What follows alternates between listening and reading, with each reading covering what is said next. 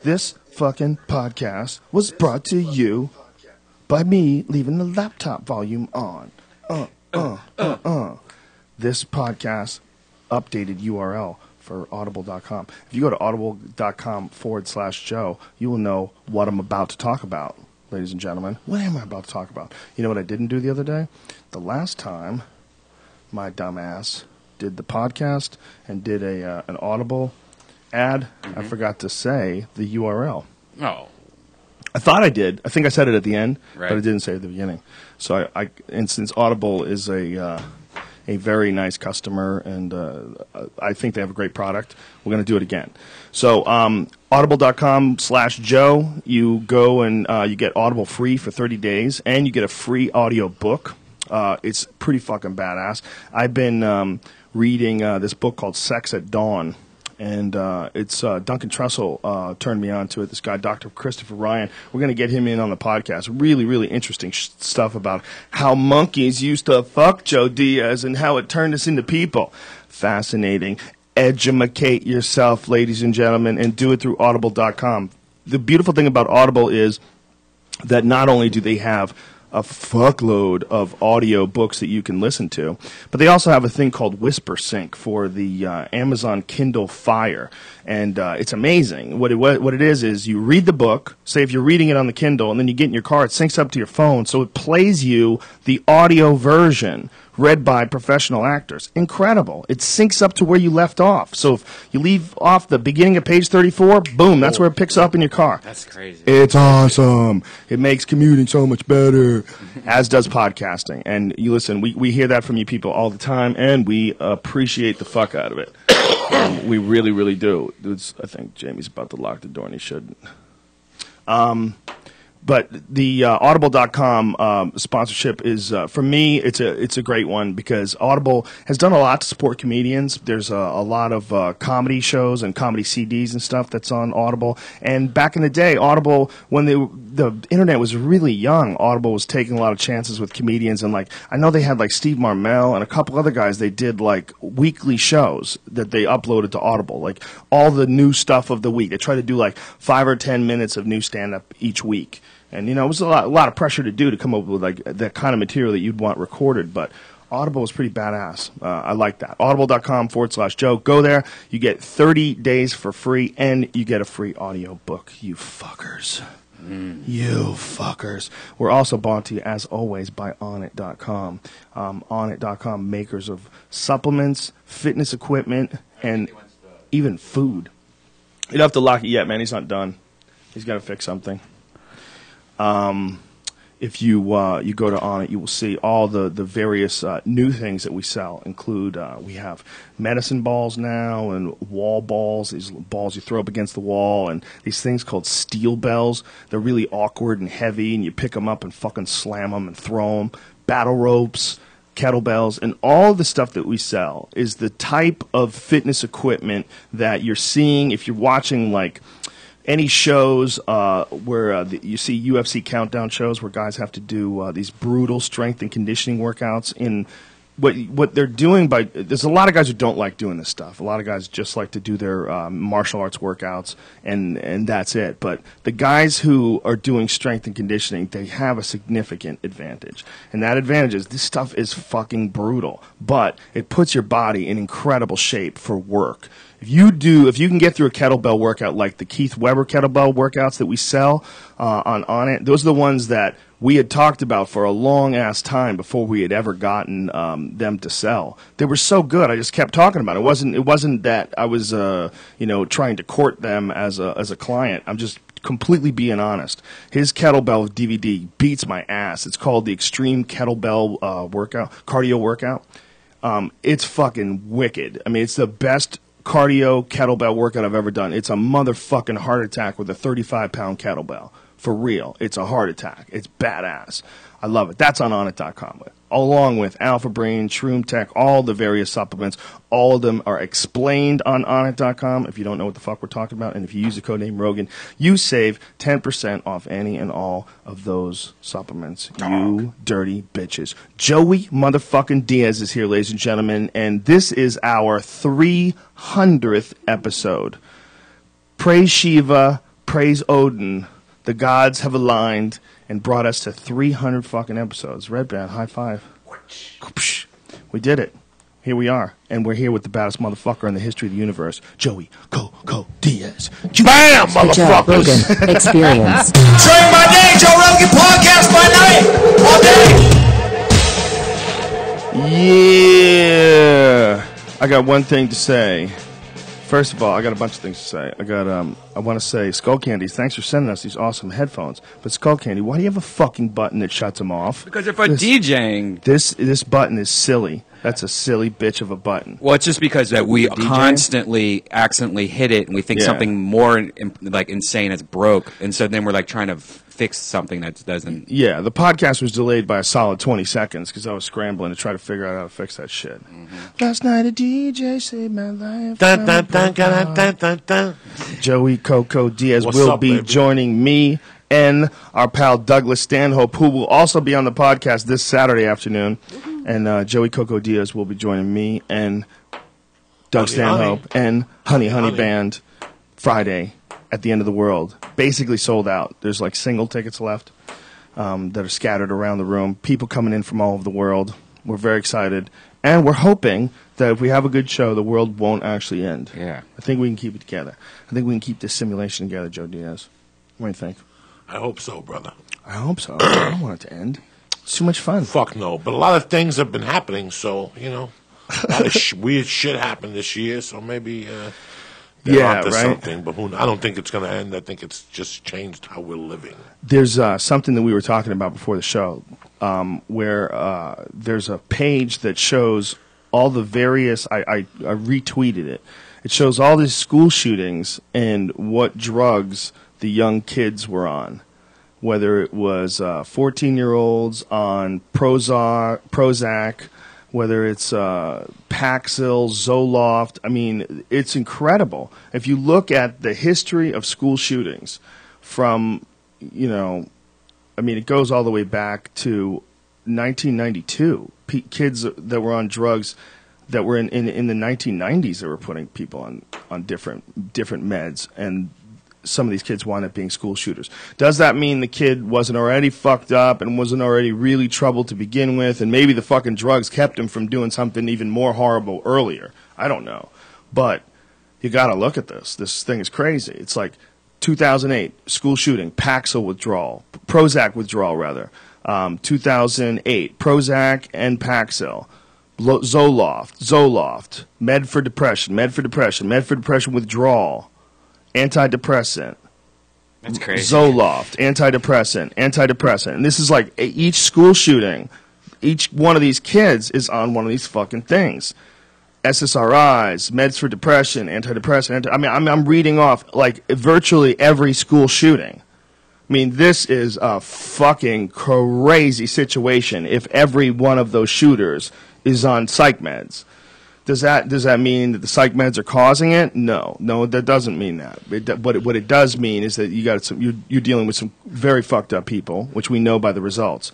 But that connection should at least be investigated. Yeah, absolutely. That needs to be. We need to understand what the fuck is going on, even if it's only a small percentage of the population who have these psychotic episodes. How many people have like very similar thoughts and don't act? How many people have like extreme feelings of detachment and don't report it? What Is that map show the people that are not on anything also? Like no prescription medicine? No, this one is just all of the different school shootings that were connected to kids on drugs. All right, let's Google that, though. That's a really good point. Yeah, because what if it was like, 90% not on something? Yeah, well, I don't think so, because there would have to be too many shootings.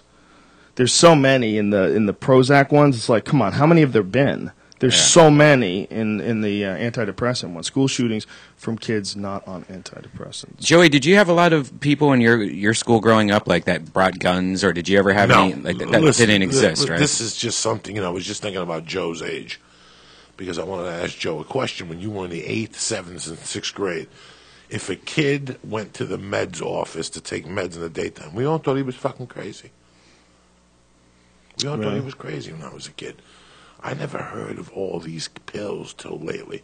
Me personally, when a parent tells me that their kid's on something, I want to smack the parent. But again, it's none of my business how you raise your child. I have my own problems. But you're giving these, like I told Joe, you're giving these kids pills, and it really is because you're not working on parenting. You're cutting yourself short. Whatever the fuck it is, your kid needs attention. Somebody told me that with children, you have to put the time in now, or if not, you have to put the time in later. He goes, when he had his daughters, both his daughters, he was very involved. We sit and talk like men on this podcast. After the situation on Friday, I read everybody. I didn't say anything on Twitter or Facebook. I'm not one of those people who's going to talk shit because I don't know what the fuck's going on. I wasn't there. But I will tell you where I was. Between the ages of 7 and 10, my mother was married to a very violent man. Not towards me or my mother, but he was very violent. I.e., I seen him shoot somebody in the leg when I was 8. Shoot! Not hear about it, not because somebody told me. I seen him throw 2 wicked beatings on people, and I seen him stab a few people. His weapon of choice was having a knife. Do you know when I was 8, Joe, I had to live my mother had the big house with the bedrooms, but she made my bedroom the attic, and I was very scared of sleeping up there. And I would throw a tantrum like any other child who's 8 or 7. You have children. We're scared. We heard the boogeyman. Do you know this guy used to give me a gun with a silencer? When you were 8? 8. Give me a gun with a silencer and said, there ain't no spirits. If you see a spirit, you shoot him. And I'd put the thing down next to him, and I'd go to bed, and he'd come up in the morning before my mother come up, and he'd go, give me the gun back. And I'd give him the gun with the fucking silence, and he'd go downstairs. This is Juan Tuero now. I've been ashamed to tell this story, but I have to admit Why? You ever see me with a weapon, a knife, a gun? It's crazy. You, Redban? No. Have I ever taken a Wait weapon? Wait a minute, though. Wasn't there a Jay Moore situation? Yeah. Yeah, but I didn't have a gun. You told him you had a gun. I had a gun 3 doors away as protection, but I didn't have it on me. But I still have that gun. But what happened in that? Like, no, that doesn't matter. What I'm. But it does matter. No. What I'm talking about here. It's a great story. You've never ever seen me. I never snapped. Juan had a 007 knife, which your generation remembers. I remember those. It was like a buck knife. Like a buck knife with a fucking wooden handle, and it actually said 007 on it. Yeah, 007. That was what he carried in his fucking painter's pants. In the 70s, when you wore painter's pants, didn't mean that you were a painter. It means you were packing fucking a knife that would stab your fucking throat off. Well, if you're in Arizona and you see a gentleman with a fanny pack with on, a fanny pack there's on. A gun in that thing. Oh, my most God. Likely. But, especially if he's got, like, his shirt tucked into his pants. I was raised around weapons from that age. I was raised around drugs. And at 15, whatever, I had a bad situation happen in my house, and I was still connected with weapons or whatever. You know what? It never gave me the urge to take a weapon and shoot somebody or whatever, as angry as I was at the world. But I guarantee if I had thrown some kind of drug on me at the age of 12 or 13, I would have possibly been able to do something like that. So there's different variables here, Joe. I was raised around weapons. So for them to say it's a weapons fault breaks my fucking heart. That's not fair. I was raised around weapons, and I'm unstable. We've all agreed on that situation in the fucking room. Yeah. So when I hear that shit, it breaks my heart. So do you think that it's possible, like you've been in altered states of consciousness where you went on benders and you weren't in the right frame of mind, could you imagine that some of these people could be on something that really sort of disconnects them with the normal everyday feelings that we all have? I mean, we don't understand what the real developmental effects of a lot of these things are. We have vague ideas of whether or not it's quote-unquote helping people, but there's not a lot known about the long-term effects of raising young people on these types of medications. There hasn't been hundreds of years of research done on it. There hasn't been a lot of anecdotal evidence that's been studied and carefully reviewed. There's a lot of people pushing shit on kids just to calm them the fuck down, and they're not exactly sure what the repercussions are going to be when that guy turns 25. At 18, we're not stable. We weren't stable, Joe. I wasn't stable. I know you weren't. I know I definitely was. I don't know about Redban. So I got super lucky, man. I could have gone down some really bad roads, but I found martial arts at a really early age. So by the time I was 15, I was completely obsessed with martial arts. That's all I did with my time. And I watched all these kids around me, like, thrashing around, trying to find their place in the world, and not having anything that tests them or defines them. And I realized very early on that I was really lucky to find the martial arts. And even though martial arts consumed me to the point where I paid very little attention to schoolwork, I didn't give a fuck about schoolwork, dude. I didn't give a fuck. I had nightmares that I was going to fail and have to go back, because in my nightmares I was trying to figure out whether I'd go back at all, whether I'd just tell them to go fuck themselves. I thought about telling them to go fuck themselves when I was 16, because I heard that you can quit school when you're 16. I'm like, what am I getting out of this that I can't get out of books? This is not, I guess socially am I getting something out of it? I was trying to analyze it myself. But I barely paid attention. All I gave a fuck was training. That's all I cared about. I quit. Did you quit? What year was it? My senior year. You just said fuck it. I had to quit. I needed to make a living. And then I ended up going back like in January, and I felt really bad about quitting. Did you get a GED or a diploma? There was 2 political genres in my hometown. So the one political genre was the one that pushed me. The other political genre wanted me to fuck out of there. So by the time I got back in, the other political genre was in, and they said I missed graduating by a credit. I had no reason to walk down and get graduated anyway, because I had no family there. So I didn't give a fuck about a diploma or shaking somebody's hand. But it was important to me to get a diploma, and I was a credit short. And they tried to give me like a credit for football, but they said it wasn't counting. So I ended up having to go to summer school. I told them to suck my dick, and I got a GED in Colorado. And then went to fucking school anyway. You know, it didn't really matter. I got accepted into a college anyway, so it really didn't fucking matter to me. It was yeah, if you can get into a community college and show good grades, and then you can get into a better college. But at that age, I thought that quitting high school was the beginning of the end. At that age, I really thought I was going to end I did too. No, I thought it was. Well, I went to college. The whole reason I went to college was so that people didn't think I was a loser. It's the whole reason, 100%, so that I could say I'm going to college. I had no business there. Because again, it was like, that was when I was 18, and all I was thinking about was competing. That's all I was doing. I was obsessed. I was not good at like doing a bunch of different things. You know, like if I had a girlfriend, like one of my problems was my first girlfriend in high school, when we first started banging, I cease and desisted all other activities. I mean, we all do. Everything. Yeah. We all do. Yeah, but nothing. I didn't do anything else. I was obsessed and hanging around with this girl. What do you think I got left back in the 7th grade for? Because I'm that stupid? No, the fucking monkey drove me fucking nuts. The monkey. I know. No, I'm sorry to interrupt you. Go ahead. So what happened? Did you quit everything? Karate, quit homework, Taekwondo. I quit Taekwondo for months. Yeah. For months, I didn't train, and then I finally, I don't know whether I got tired of fucking her or I just came to my senses. I got back there and started training again, and then I became obsessed with that again, and not as much her. Was that your first love, that same broad? Or? Yeah, definitely. That was my first love too, the one that fucked me up completely. Well, I had two at the same time during that period of time. Sort of an on and off situation. When one of them wouldn't work out, then the other one would somehow or another magically like wind up being single at the same time. Like for like a couple of years, went back and forth. But one was like I was way closer to one than the other. One was actually really cool. She was pretty smart, interesting chick she had a single mom. She had she was interesting. She was smart, and she was. She went on to be she worked for the government or some shit like that. She did some computer work for the government. I forget, we were like in our early 20s, and she was explaining to me what she does. It's very, very, very interesting to be in touch with someone from the time you knew them when you were 14. You just fingering each other and jerking each other off to all of a sudden she works for the government. A grown-up human being. It's like, all right, I guess we're real live adults now. Look, the one I was in love with, I used to go roller skating with her and shit on the weekends, and we would hold hands. And she wouldn't give me the pussy. She just let me dry hump her to death. That's and funny. I would dry hump her to Earth, Wind, and Fire every fucking afternoon. But she was in love with Donny Osmond, but Donny Osmond had a show with Marita. Yeah. On Friday nights, I was going to fuck Donny Osmond up. So that was my competition. Then when she realized she couldn't have Donny Osmond, she let me give her a little tap, and it set me off, dog. It's amazing that I never got this girl pregnant. Set me off, yeah. We didn't use any birth control. Fuck we were just pulling out.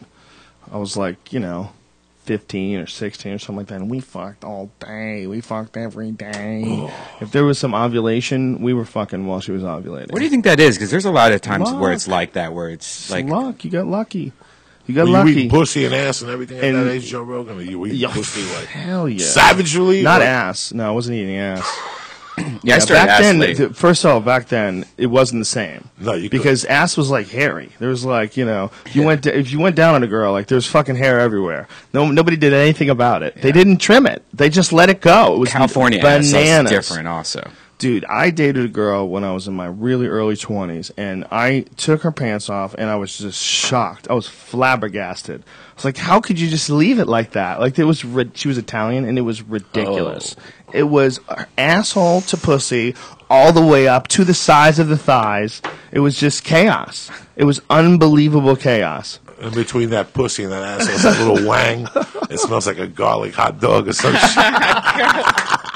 And why is that repulsive? I love it. I love it. But what is it about like asshole hair and all that stuff that's gross? What is it about that? But it is. Girls shave their legs, so you're used to girls not having hair at all. I've never thought it was disgusting when you're eating that pussy and it's swampy and there's hair and shit all over your fucking face. I'm telling you. Someone said that women started shaving their legs during World War II because that's when they were running out of pantyhose. Does that make any sense? Yeah, kind of. That doesn't make any sense to me. When did women start shaving their legs? As soon as they realized that men would fuck them harder if they didn't have hair on their legs. Right? Yeah. Guess. Yeah, I don't mind a little, ripe pussy, but the worst is, like, there's so many things going on, like, yeast infections and things like that. What kind of girls are you dating, son? You know where yeast infections come from? And one of the big reasons? From ass to vagina? There's a little of that, and that's actually even more dangerous because that's like E. coli. Yeah. You can have like real problems. Like you can die. You can have like septic pussy and rot out from the inside. What I was gonna say is it's from other dudes shooting loads into the same hole. Really? Yep. Oh. Yeah, it's nature letting you know she's a skank. Wow. It does happen with some girls. For whatever reason, it's like a warning sign that those loads are battling to the death in there. And as they're battling to the death in there, she gets like some sort of a weird of a bacterial infection. Men can get yeast infections also, I found out. And I found, because I was Googling it to see if I had one once. And then it's like, you could just use Dr. Scholl's, if you're a guy. So, like, if you can use, like, foot spray on it to kill it if you're a guy. But don't do it if you're a girl because you have to spray it inside you. Let me tell you something, guys. I have fucked women from every aspect of life. What I'm saying is, like, bars, coke fucking haunts, coke haunts, airplanes. We've gotten our dick sucked as comedians after clubs and fucked them with no condoms. I tell you what, I've never gotten a disease. You know where I got diseases from? College girls. Those are the filthiest little motherfuckers out there. Yeah. Those little keg-going, dirty fucks that get fucked and they don't remember all that shit. Them filthy fucks, those are the filthy motherfuckers. I got that chlamydia shit where you had that yogurt coming out of your dick.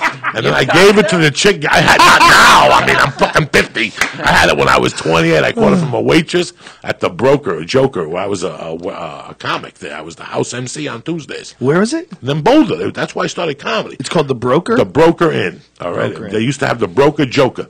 And on Wednesday nights, Tuesday nights was sponsored by, what was the other beer in the 90s beside Heineken? That Coors? was Germany. No, from Germany. Beck's? Beck's. It was Beck's Comedy Night. Oh. So the Beck's would give me a deuce. Beck's fell off. Beck's, yeah, they were done. What happened with Beck's? Fuck, they made me the house MC. Fuck those cocksuckers, right? And I banged her in the fucking, and I banged her first for like a year. I was in love with this college chick.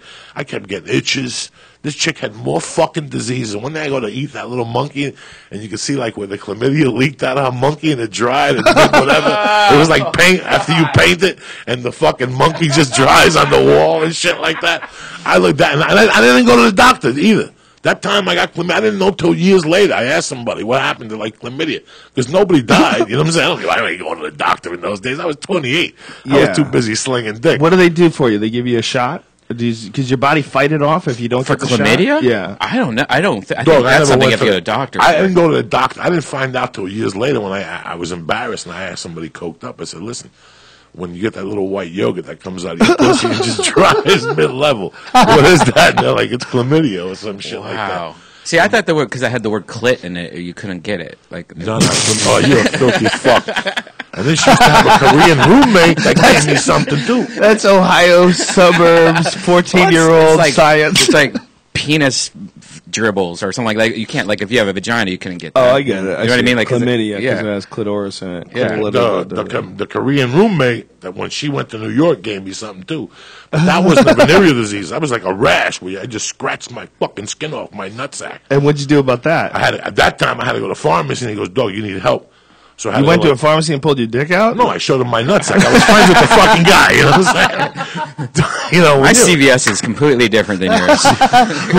What neighborhood was this in? This is in Boulder. Okay. This is in North Boulder, by the hospital. So you go, hey, listen, dog. I knew the dude. Take a look at my nuts. I knew the dude. I knew he snorted blow, so I would bring him a rock from time to time, and he'd give me like free medical advice. Okay. So fuck it. That was it. So you showed him your balls. And he said, you got to go to the doctor and get like a cream. So I went to the doctor in Boulder, and I told him the truth, that I got it from, and they gave us. What did he say it was? Some skin disease, something in like the ringworm cousin. Whoa, you got pussy ringworm? Yeah, but I had ringworm when I was a kid from playing in the weeds in Jersey, too. What a dirty bitch. She gave you pussy ringworm? Yeah. That's unprecedented. That's unprecedented. That's a dark you got, like, girl. This fucking itch in your nutsack that won't go the fuck away. You rip that motherfucker apart, dog. Yeah, I know a lot about ringworm because of jiu-jitsu. If you're getting ringworm, here's one thing you don't want to do. Don't use antibacterial soap. You got to be real careful about that shit. When you use antibacterial soap, it's okay if you're going to like do operations on people and shit, but the issue with antibacterial soap is it kills all the good bacteria in your body too. So there's a company called Defense Soap, and they make this soap that has all natural oils like tea tree oil, eucalyptus oil, all like natural oils that keep the bad shit from growing but help the healthy shit. It's all like it promotes good flora, good skin flora. But that's where it's like cacapuncha for your fucking skin. Cacapuncha? The juice you fucking drink. The cacapuncha drink. Kombucha. Yeah. Kombucha. It puts everything back in. The probiotics back in. Yeah, that's a probiotic. Acidophilus, that's another probiotic. You can actually like sauerkraut. You can get like certain types of sauerkraut. Like for vegans, for people who don't want to eat animal products, they can get probiotics that way. But, you know, it's like what size animal you're not allowed to eat. Because at a certain point in time, you're eating some fucking living fungus. You're eating some little microbes there that are running around. I guess they can't cry. Since they can't cry, you're allowed to eat them. Like, are you allowed to eat ants if you're a vegan? Can you have, like, chocolate-covered ants? Probably not. Probably right? not. Living thing. Ants, no. Microbes, yes. You're allowed to eat the microbes. You're going to eat living things. If you're gonna have probiotics, you got to eat something that's alive. It just can't complain, so you just fucking eat it.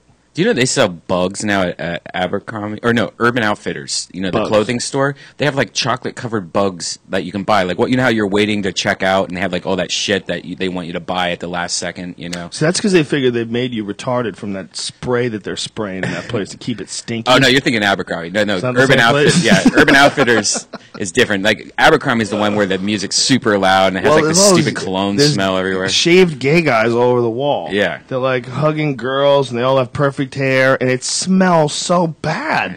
Like, that place is ridiculous. You ever go to Abercrombie and Fitch? Anybody ever rope you in? So that's what happens when you have daughters. Someone needs to go into Abercrombie. And it's like going into the skunk house. That's what it's like. It's like, you know, all right, someone's got to clean up the skunk shit. I'll do it. All right, I'll do it. Like, you're going into an area where you know you can only last a certain amount of time. Okay, if you go into the Gap or whatever, you go in to buy a pair of Levi's, you can sit down in that store for an hour and read a book if you had to.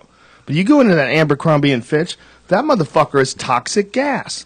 It's all stinky smells, and it's a stinky smell. It's not a good smell. Are you serious? It's like Glendale 24-hour fitness locker room. Is that how they do it? Is that how they fucking do it? Is that how they want to do it? Is that their marketing? They do it on purpose. I asked this girl who was working there, I go, why do you keep spraying that stuff? She goes, they make us. They make us every, like, on the hour. You have to walk around and spray this shit. Yeah. Whoever owns that store is a moron. The advantages of being 2X. You don't have to go to those places. No. They don't have my size in any of those fucking places. So where do you go? You I go have to like pants, special but stores? I can't fit shirts. You go to special stores? You know what? You know what, bro? You cannot. You don't know what you're buying anymore until you buy. You like something, you buy, you try it on. Sometimes I get a pair of pants and they're 42, and they fucking fit. And sometimes 42 don't go around my leg. It depends whether it's a European cut or it's an American cut. Yeah. And I bought clothes when I go to Tennessee. Everything fucking fits. In Tennessee, they make the clothes smaller.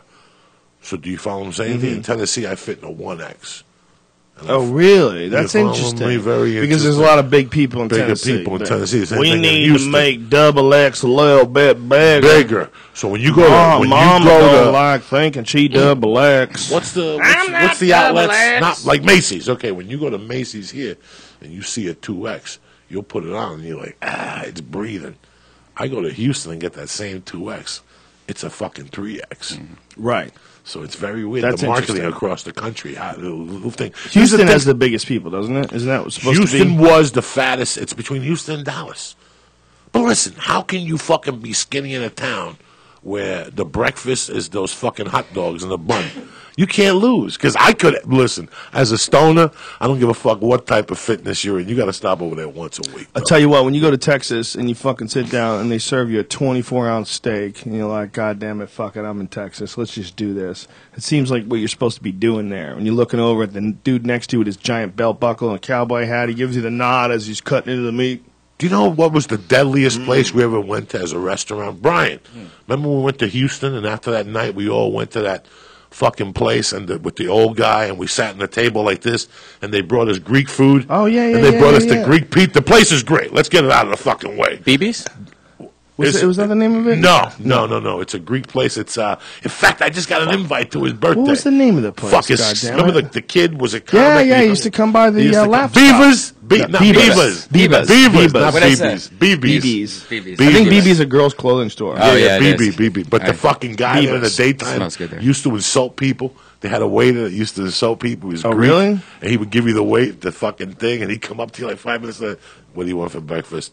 I don't know yet. These, that. Make up your mind. He would fucking yell at people, and the people liked it. They They had actually old school waitresses there too, right? old school. They were 100 apiece. Like if you were younger than 80, do not apply, dog. They would make them up. No plastic surgery like that hag we see in the baseball commercial. Nothing Yeah. like that. These were women that were 80, dog. And the best about Greeks is they're like Jews, but even better. They don't accuse nobody of stealing or nothing. But let's not. Why doubt it? Let's just put my mother behind the register. Right. They always have the cook's mother behind. Why take the chance? Right. And that bitch will not go home. Am I lying though? You go after True. pool. You go before pool at 7. She's there, and after pool, she's still there. She's sleeping Right. against the thing. You got to ring the bell, and she go, "Oh, how The nice little to see reading you." glasses. Yeah, little Yeah, reading their glasses on. Them bitches will put their Greek mothers there. Those motherfuckers are there 12-hour shifts. Yeah, that was that place. That place was very There you much go. like That that. place Yeah. flooded, I think. Did it It really? flooded, but Yeah, closed it- down. He had a couple of those places. He had like 2 or 3 of those fucking Well, restaurants. that one crazy flood. There's one of the girls who was a waitress at the laugh stop sent me a photo of where that old hotel where we used to stay at used to be. Yeah. What was that Parkway? The Allen Parkway? Allen Park Inn. Is that what it is? Yeah, the Allen Park The Allen Inn. Park Inn. It was so flooded. It was like the entire like highway was an ocean. It was like a big river. It was crazy. Like I don't know how it happened, how it got so flooded. I don't know what the fuck happens that a city can get that flooded. But that place was gone. That place was a staple for like stand-up comics and crazy stories on the road. I had this crackhead dude just insisting that I knew where Eddie was. This is like pre-Eddie Bravo, you know. Like I was there and I'm walking around and the guy goes, "Come on, man, you know where Eddie is? Where's Eddie?" And I was like, "Dude, I do not know Eddie. Come on, man, where Eddie? Where Eddie at, man? Come on, where? Come on, man!" Like crazy and shaking and shit, and just this dude had to find this guy, and they was just walking around knocking on doors, like trying to find the guy who sells the crack. That was the only hotel that you go back to. You go back to your hotel room, piss, comb your hair a little bit, get a beer, and just sit in front of your hotel room at 2 in the morning. Within 15 minutes, somebody will walk by. Yeah. You go, "You drinking a beer? Come on over to my room." Mixing it, ripping out heroin and syringes. I'll tell you what, This is though. fucking Here's another crazy. thing about that place.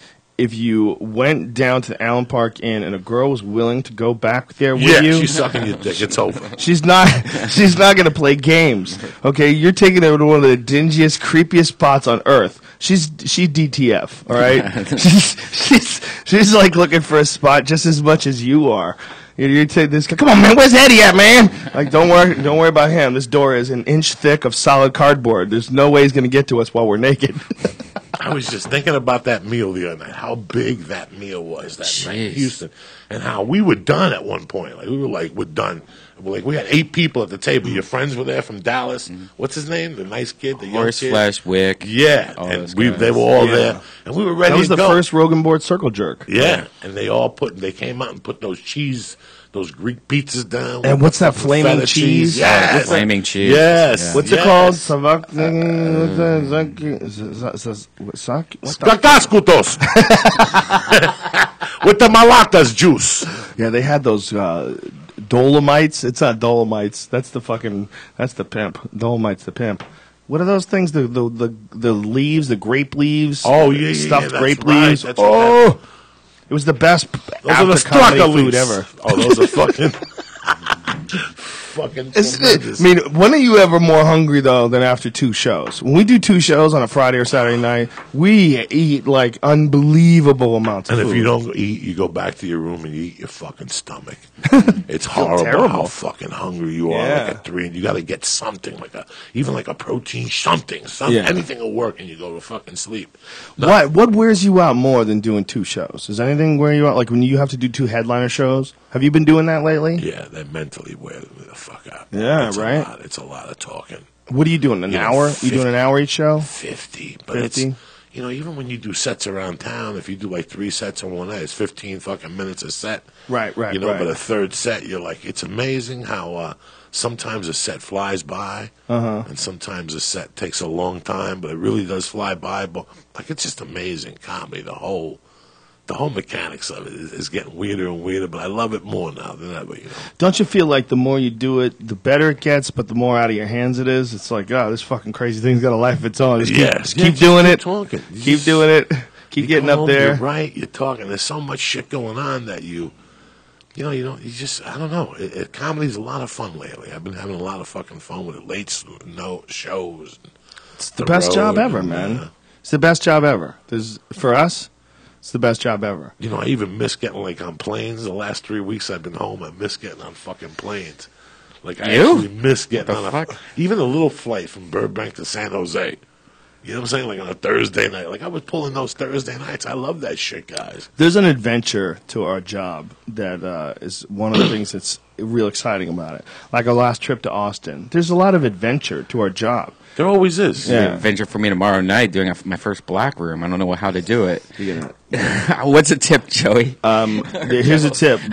Be able to run as soon as you get off stage. That's important. Have a nice exit strategy. And start off strong. You have to start off strong, but you also have to be relaxed. If you stutter, they will attack. Yeah. They will go after you. Silly and goofy. They like that, don't they? They'll like that, but you also have to be smooth with your words. You have to be well prepared. They appreciate, when in Rome. They appreciate, like, for real, black crowds are more likely to appreciate good showmanship. Oh, really? And good someone who's a really good entertainer, but they're also more critical. So they will come down on you if you start stuttering. If you start stuttering, white people give you a chance to recover. Right. Black people, not so much. Wow. Yeah. Well, not they're not here to listen to your bullshit. I paid, motherfucker. I paid to see you. We get some pro for Joe. I started in the black room, but the biggest bombing that I never got back on a black stage was in the black room. Not to interrupt you or to get this off this subject. Well, we're talking about black people, famous black people, and drugs. I guarantee you, I will bet each of you $100. And I'm no genius because I don't know much about the pill world. But I guarantee you, Cat Williams' problem all started with Adderall. You think so? Because after you don't do Adderall, I was watching something. Why'd you say Adderall? Because I was watching something on Discovery where a guy went from Adderall to speed, to meth.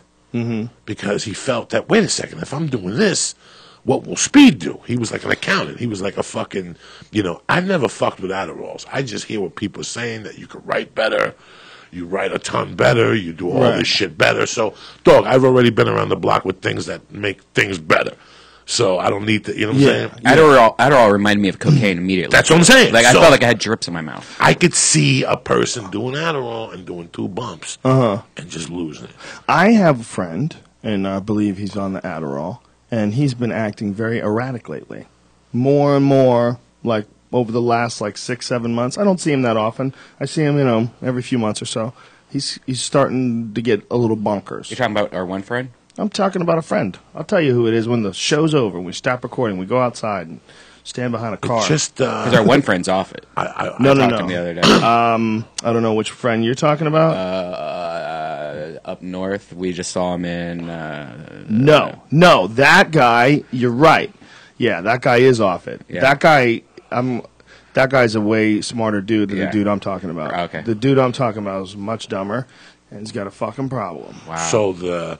Dun, dun, I'm gonna do this. I guarantee I'll tell you that, after the show. I guarantee that it has something. It's in the. But why do you think that Cat is doing Adderall in the first place? What makes you think he's doing and Cat? maybe it's not Adderall, but it's something. I think it's cocaine and mental. But it's something he's mixing with that gentleman. It's something that on started some with Suge the Knight with it. dog. Let me get this going, and now he's smoking crack with it. Right. You know, I tell you guys, once you start doing it, and if you listen to the stories, these people start doing it with everything else. It don't matter. You know, the chick in Florida that was drinking and doing the fucking pills, and Maybe- shooting pool and talking loud that day. Maybe he's just trying to come up with a new hour. Just dude is just gonna go off. No, I seen the until tape he's got a from whole fucking new hour. Oakland. I seen the Yeah. tape from Oakland. I seen the one when he came out with the bunny rabbit ears on his head and just shook his head for 35 fucking minutes or whatever. Yeah. And I love Cat Williams, but I'm telling you guys that these pills and this over-the-counter shit, or not over-the-counter, this, what do you call it, pharmaceutical, these Oxycontins Yes. and all this shit. Opiates, yeah. It's just killing motherfuckers. This Adderall, all this shit. Just smoke fucking joints. Whatever happened to just smoking a fucking pipe? I don't understand why no one's beat him back though. Like how many people has he hit, but you don't hear like them beating his ass? He's not a big guy. okay. Is he? Have you seen what happens when he hits people? Like nothing. Right. He's like getting swatted by a 4-year-old. Like he punched the Walmart guy in the face. The guy didn't even flinch. The guy didn't go down. The guy didn't put his hands up. Target guy. The Target guy, whatever Yeah. it was. He punched that guy in the Yeah, he face. slapped It was him. like nothing. Yeah, The guy was like, that was nothing. Like you didn't do anything to me. Well, that dude was obviously just scared of black people. I think. Was he by You think so? himself? Yeah, because I was a Was young he by white himself kid at from, Target? Sacramento. What? Was he by himself at Yeah, the he was by Target? himself. Okay, so this Did is you what see the happened. video? I see the video. So Watch. Pull the video up. Well, no, I saw it. What time is this? What time did it happen in the afternoon? That's a good question. I guarantee this motherfucker didn't sleep Just the night before. cranking it all day. I guarantee he didn't sleep. And the do you night think before. that's what gives him? That's why he's so like short-tempered. Brian, are you running snowflakes in the background, you motherfucker? Fuck yeah. Why didn't you You tell know, me? when you don't sleep, hey dog, when you don't fucking sleep, you don't sleep for 2 nights and see Oh, how yeah. agitated you motherfucker. Oh, I've been there, man. What the fuck you talking to me like that Yeah. for? Yeah. You know, you get fucking agitated. It's Yes. confusing. There's a word for that. You become something. Delirious. Delirious, yeah. Yeah. So I watched that Target one, and that's what I'm thinking about. He's up from the night before. You know how many times I did coke all night, and by 11 o'clock I was There he is. paranoid all night. Look, Here he he's is. just talking to this fucking guy. The guy's got his left hand up. Oh, just stole on him. Yeah, he just kind of looks at his phone and He stole on him, and then he backed up. You know how many times by 11 o'clock in the morning, in my mind, I was fine. I was fine. I'm fine. Right. They can't tell I was doing blow all night. I'll take a shower and put gel in my hair, and I'll go out there. They can't tell. But in your mind, as you're walking, you're having your own fucking conversation in your mind. What's coming out of your fucking head is amazing. This guy doesn't know. He can't tell. That's why he walks into those places banged up like that from like fucking before. That's a horrible situation, man. So, do you think that's coke? What is that? I don't know. They're saying it's crack. I don't fucking know. Could be that, right? It could be that, but you got to stop and smoke that every 20 minutes. Every 20 minutes? Sure, you got a pipe on you. You got to have a little torch on you. You know, you got to have shit on you. So I don't know what the fuck it is these people are talking about. When you smoke crack, you got to smoke every 20 minutes. Who was that really hot chick from Baywatch way back in the day? She had dark hair, and she got arrested. Well, with the crack pipe in Michigan. Yeah, she and was fucking around with Don Johnson, And wasn't she she? looked like death. hell. Crack She was- is- and she was so pretty. What She was that in girl's name? basketball with me, I think. She was in basketball. What the hell was that broad's I name? forget what her fucking name was. Yasmin. Yes, Jasmine Bleeth. Bleeth. She was so pretty, and then all of a sudden there was this picture of her. She was like the first, like really famous chick to just absolutely fall apart in a drug photo. I mean, look at that. That's insane. That bitch had been up for a year. Look at her. She was at one point in time like she was stupid hot. Yeah, I wonder what she looks like now. Oh, poor kid. I thought I saw on a show like playing an attorney, but I don't think it was her. Yeah, I'm sure she's got.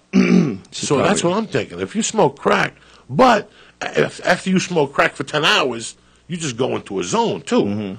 That you don't need it anymore. You're like, fuck it.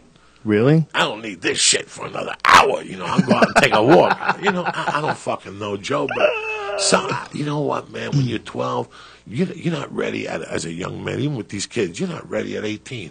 How are you going to give somebody fucking all these pills at 12 years old? Because they have ADD. I had ADD at 12. So did fucking you. So did Redban. Yeah, that's what makes for interesting people. Yeah, you know, I mean, that's you need ADD to be interesting. Your parents came to you and said, you need to study harder. You know what? From now on at 3, I'm going to pick you up. I'm going to take you to the library. I'm going to read for an hour. You're going to study. Now they just give you Adderall or whatever the fuck they give you for your ADD. Now they just replace their fucking attention with a fucking pill. You know, there's so many things. Parenting is very hard. And there's so many things that you think replaces parenting, but it really doesn't, bro. There's nothing like your kid coming home at 3 and you being there. You know that. How many times you come home at 3 and there was nobody fucking there? Me too. My whole life. Yeah. Me too. You know, it's to come home at 3 and there's a $10 bill in the thing and a steak. Yeah. You cook it or take the 10, go eat, motherfucker. Yeah. You know, and in our generation, you could walk around. The neighbor's mother was there if you cut yourself. Yeah. Today, these fucking kids, I mean, what do you do, man? You know, it's different times. Well, it's also some people just get a bad roll of the dice. We were talking about this yesterday, that you could get a real bad roll of the dice and be in a terrible family. You just, unfortunately, your mother's a junkie, your father's a murderer. It's a fucking nightmare. It's a fucking nightmare. What can you do? But you know what, man? I've seen a lot of those kids. They learn from that. Yeah. They don't put the blame on it. 50%, 40%, maybe. How many times have you seen an attorney and you've talked to him and he's an attorney because his mother stabbed the father or something? He had a motivation behind it. So yeah. I just always thought I grew up with a lot of psychological problems. And I'm like, I didn't want to go shoot none of my fucking classmates. Or I didn't want to go do a lot of I wanted to shoot my stepfather. That was it. Yeah, well, you know, Joey, I don't know what the fuck that kid's life was like. How do you, it would be really important for us, I think, as a society to try to figure out what it took to turn a person into a school shooter. Now, 2 handguns and a rifle. I don't even want to know. I don't know. I'm asking you guys. I don't know. A lot of guns. There was more than one gun. Really? Yeah. And if you stop and think about the Columbine shootings, I mean, we know those kids were bullied. You know, those kids were tortured. That's an important point too, because I think some people do not really understand how important it is that their kids don't bully people, and they don't understand how devastating that could be on a young kid's psyche, especially if the kid's coming from an unstable house as it is, and then you're coming from a house where everything's in turmoil and people yelling at you, and you go to school and people are pushing you around and hitting you. It's like your life is hell. Like, that is why people will commit suicide. You are creating their life can be a hell, or it could be just the opposite. You can go to school, and that same kid says, "What's up, dude? What are you doing?" He gives you a big hug. Now you're happy. Something is creating that bully, and it's not just human nature. There's some shit that's going on in that kid's life that he's trying to express, and he's trying to express on other people. I saw, when I was a kid, a lot of people that would go around and beat people up. And to a man, every one of them got beat up at home. Every one of them. I had a friend, my friend Kenny. He used to love to get in fights. Kenny would just walk up to someone and start a fight. Like, "Come on, bitch, let's go." And the guy would be like, "What?" He'd be like, "Put up your fucking hands. We're going right now." The guy would be like, "What the fuck are you talking about?" And he would just start swinging. He was crazy. You know why? Because he got the fuck beat out of him as a kid. I didn't have that. I did not get beat up as a kid. And I'm very fortunate for that. So, like, when I see kids that lash out like that, or kids that want to beat people up, kids that have they have a different sort of an anger inside of them. They have a really irrational, self-destructive sort of violence-inducing anger. A lot of that comes from being physically abused. Like, it changes the wiring of a child's brain. It changes the way a child associates with the people that are the most loving and protecting of him. His your fucking mother never parents. pulled your hair or nothing? Nope. Never gave you a smack? No. Look, my dad was a piece of shit, but one thing my dad was, he was fiercely protective of me. Fiercely. Like, my cousin did something to me when I was a little kid. My dad picked my cousin up by his hair. I'll never forget it. My cousin was like 12 or 13, and I was probably like 5. He picked him up by his hair and beat the shit out of him. But picked him in the air by his... I'll never forget the screaming that kid was making while he was getting lifted into the air by his hair. So I saw a lot of violence, but it didn't get turned on me yet. You know, my parents got divorced when I was 5. So I didn't, you know, when they split up, I saw him be violent with my mother. I saw him be violent with a lot of other people. I saw him be violent with my cousin, like when I told you he pulled his hair, but he never did anything to me. So I missed that part. I didn't get beat up. So because I didn't get beat up, my mom was a very, very sweet person. She was never violent in any way, shape, or form. She never even yelled. She barely raised her voice. My mother was a very, very kind person and still is. So I missed that part. But I got to see its work in a lot of friends. You know, you get to know when. That's one of the things that's really weird about growing up, is you're growing up and you realize how many people come from fucked up families. How many people's families are fucked up, and it's like almost everybody.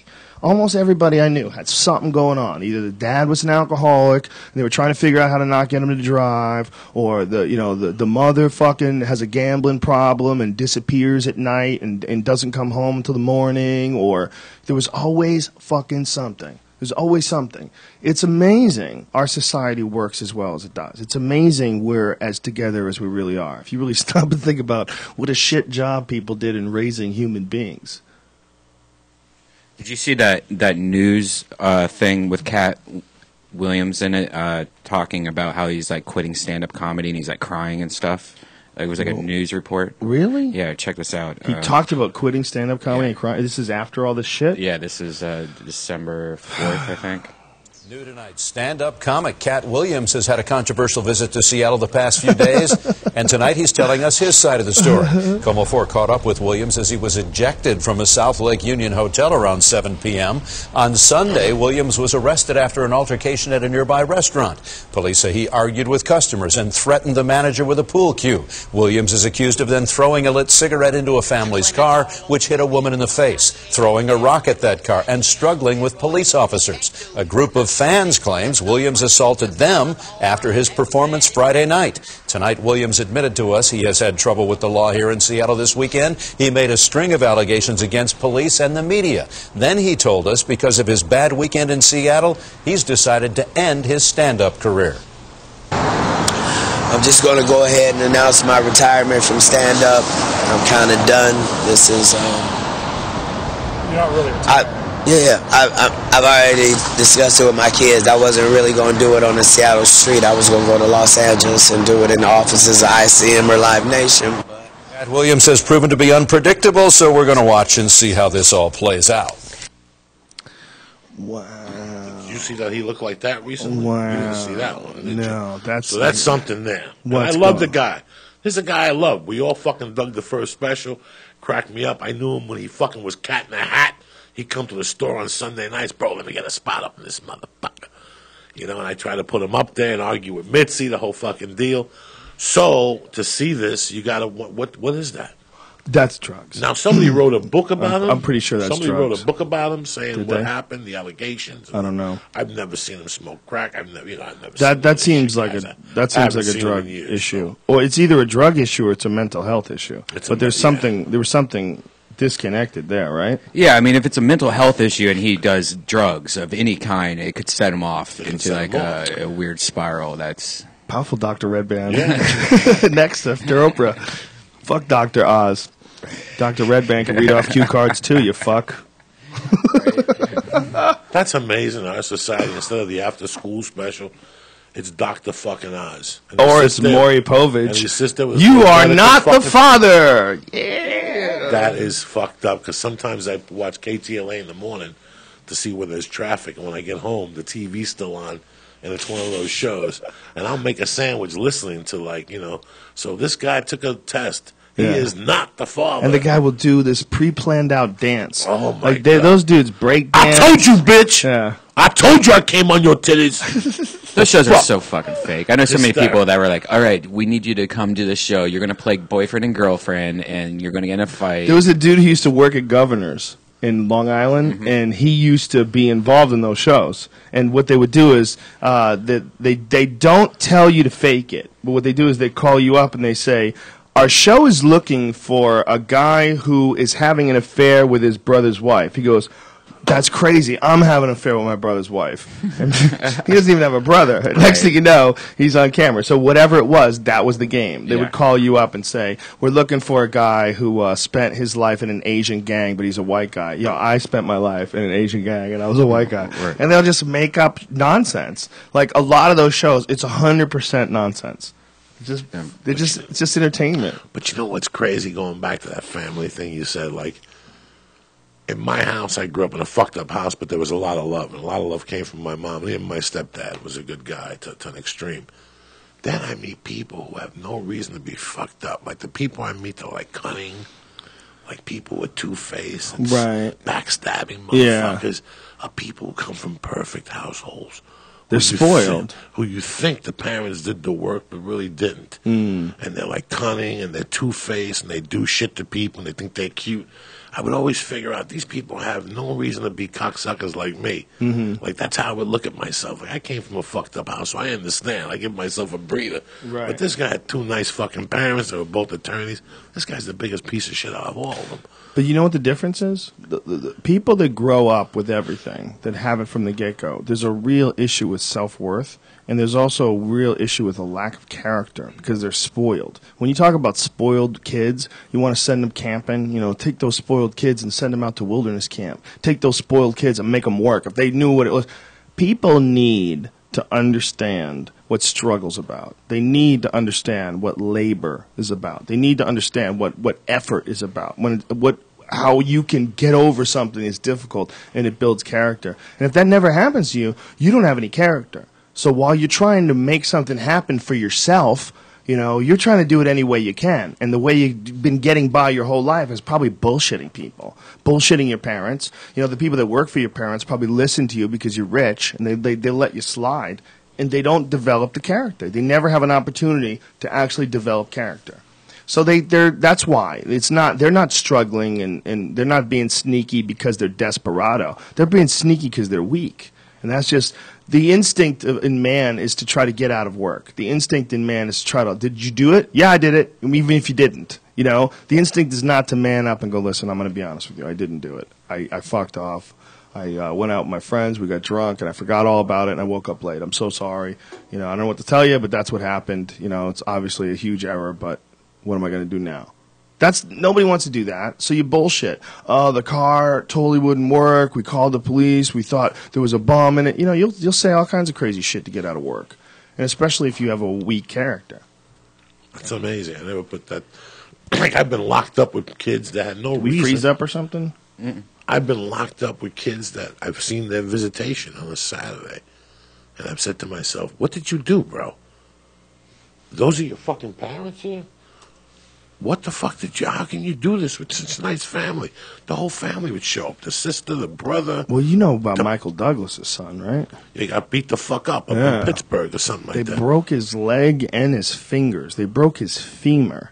It's fucking hard to break someone's femur. I mean, you gotta hold their leg down and stomp on it, And this guy's fucked up. I mean, his leg's in a plate now. His fingers are jacked. It's because somehow or another, it was revealed that when he got a shorter sentence, it was because he gave up a bunch of other drugs. Yeah. His own lawyer fucked him, or someone fucked him. Someone fucked him. But he fucked himself, that dude.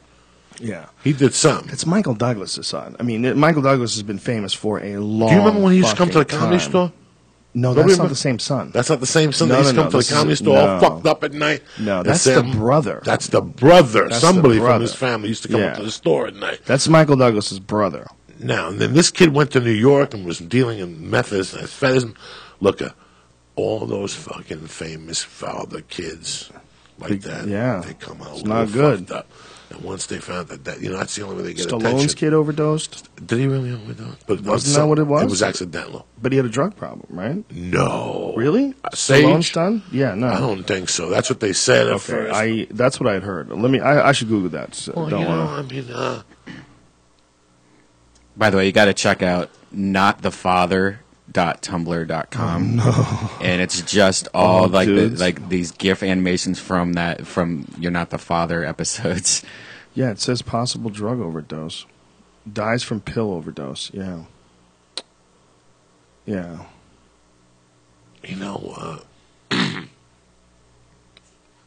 Yeah, they're saying an overdose, man. Really? Yeah, that's what most of these sites are saying. Yeah.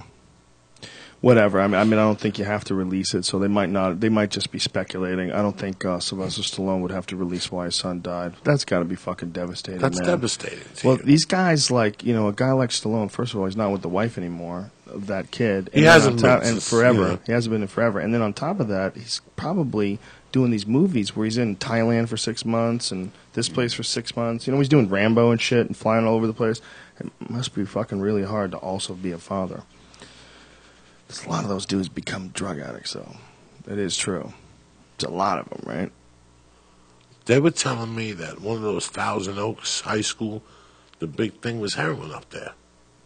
I bet. And one of the high schools up there. I bet Oxys. When I was a fucking kid, we smoked. They sold joints at school. Some people sold little hits of fucking microdot acid, you know, $2 a piece. But fucking heroin, you gotta go to the city to that shit. Coke, yeah, not really. Not in high school.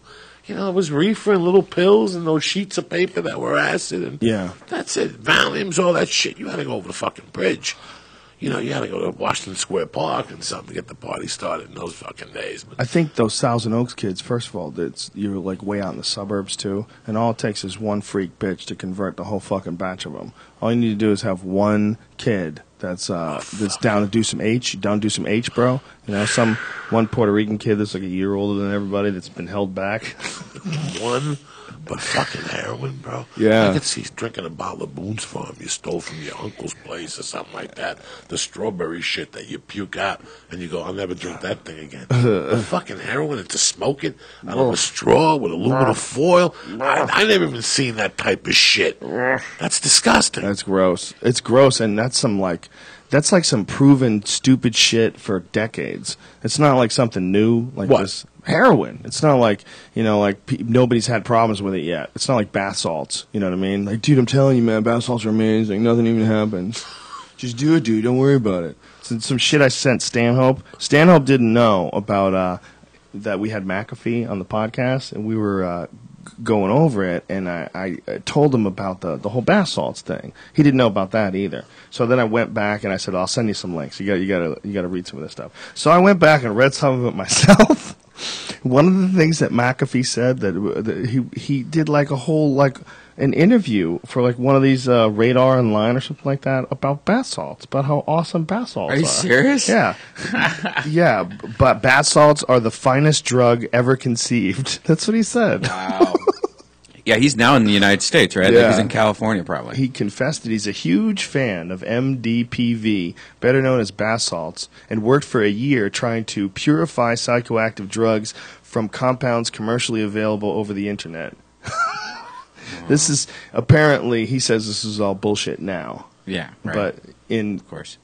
This, Sir. Okay, this is not an interview. This is all based on articles online that stuff that he wrote on that drug forum. Oh, okay. All the... Yeah. It's hilarious. I don't care anymore. Stanhope had no idea, though. He didn't know that it was the whole story was this bananas. You know what? I lied. There was PCP when I was in high school. Oh, yeah. There was in Jersey, there was what I call THC crystal, which is really PCP. It was really just watered down fucking PCP. That shit was good, though. That shit was good. I liked it. I tell you about my boxing coach? Uh-uh. When I was in Boston, my boxing coach got his finger bitten off when he was on PCP. Somebody bit his finger off, and they took his toe off because his finger was gone. It's like from the first knuckle, like the knuckle to the side, like the first stub. This part right here was still there. The rest of it was missing. Wow. So what they did was they took not his big toe, but the second toe. They removed that toe, and they created a finger. They put the bones back in and screwed it in place. But you couldn't get it to work, so he had it permanently curved so that he could be able to throw his right hook. So, he didn't want to, have a finger like that where he couldn't box anymore, because that's the only option. The option was you could have it fully straight or you could have it permanently curved. So he took it permanently curved so he could throw his... I want to be able to throw my right hook. What am I going to do without the right hook? That's my shot. I got a fucking left of the body. I step in with the right hook. That's good night. I'm not taking away good night. So he kept the finger fucking... I'm not taking away good night. And so... I was teaching him Taekwondo when he was teaching me boxing, and he would be shuffling around with that fucking 4-toed foot. 3 toes and nothing. A big gapper, a big floppy gapper between these toes over here and the big toe. There was just one was missing, and he's just trying to shuffle around and throw that fucking creepy hybrid right hook. That was part of it was a toe. So when you were shaking his hand, you were shaking a little bit of a toe. A little bit of toe was in his hand. Your hand always smelled like feet. Yeah, always. It was a thicker finger. You know, it was like a fucking like a mason. In '83, I had this gig running numbers from like 10 to 2 in the afternoon on 118th and 3rd for these Puerto Ricans I had grown up with. I had nothing. I had no job. I had no direction. So I went to them like a man. I go, I just need a little help. And they would just throw me like $1.20 a day just to go in there and eat their food and tell stories and shit. And they tell me, walk around the block, go get this. And one day I went over there, like, nah, we're not doing it here today. We're doing it up in Brooklyn. If you want to go up there, but it's a short day. Because when they switch tracks, the numbers fuck up. So I'm walking, and I'm going to get a bag of reefer. In those days, Harlem had really good Thai stick. And I'm walking to get this bag of reefer, and this chick comes up to me, Joe Rogan, cute. And I'm not really checking her out. She goes, do you want to go partners on some whatever? She called it Jonestown.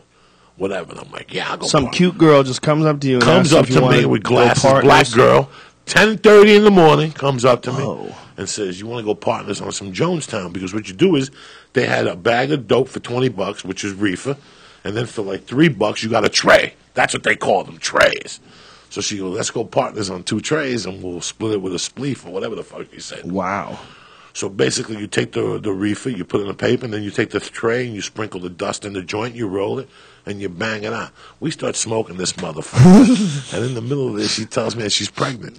What? This bitch just, and then she shows me her little belly. She's like, yeah, but I'm hooked on these trays and shit. Oh, my God. I didn't fuck her or nothing. Like, I don't remember what. But I remember we hung out, like, from 12 to, like, 9 o'clock that night, just talking shit.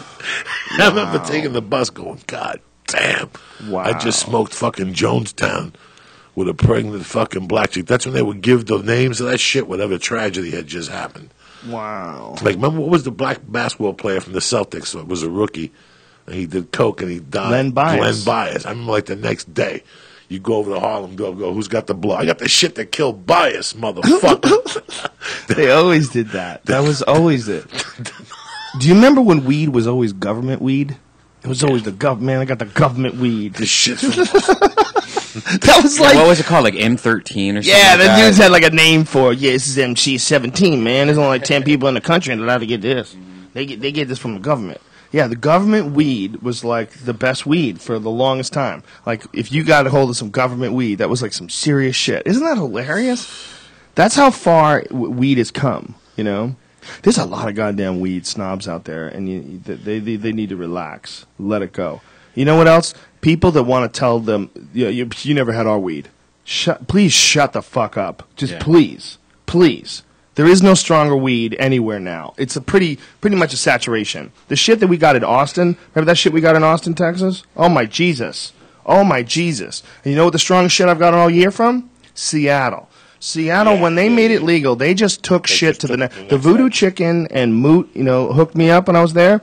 They gave me this joint that was like a fucking direct. Remember those old school operators? They would pick up the phone. Operator, that was right to God. Just went right to him. Just smoked that weed. And before I went on stage, I remember sitting in the back room, just feeling so vulnerable and but so alive and in tune to everything. And me and Sam Tripoli was baked out of his fucking mind.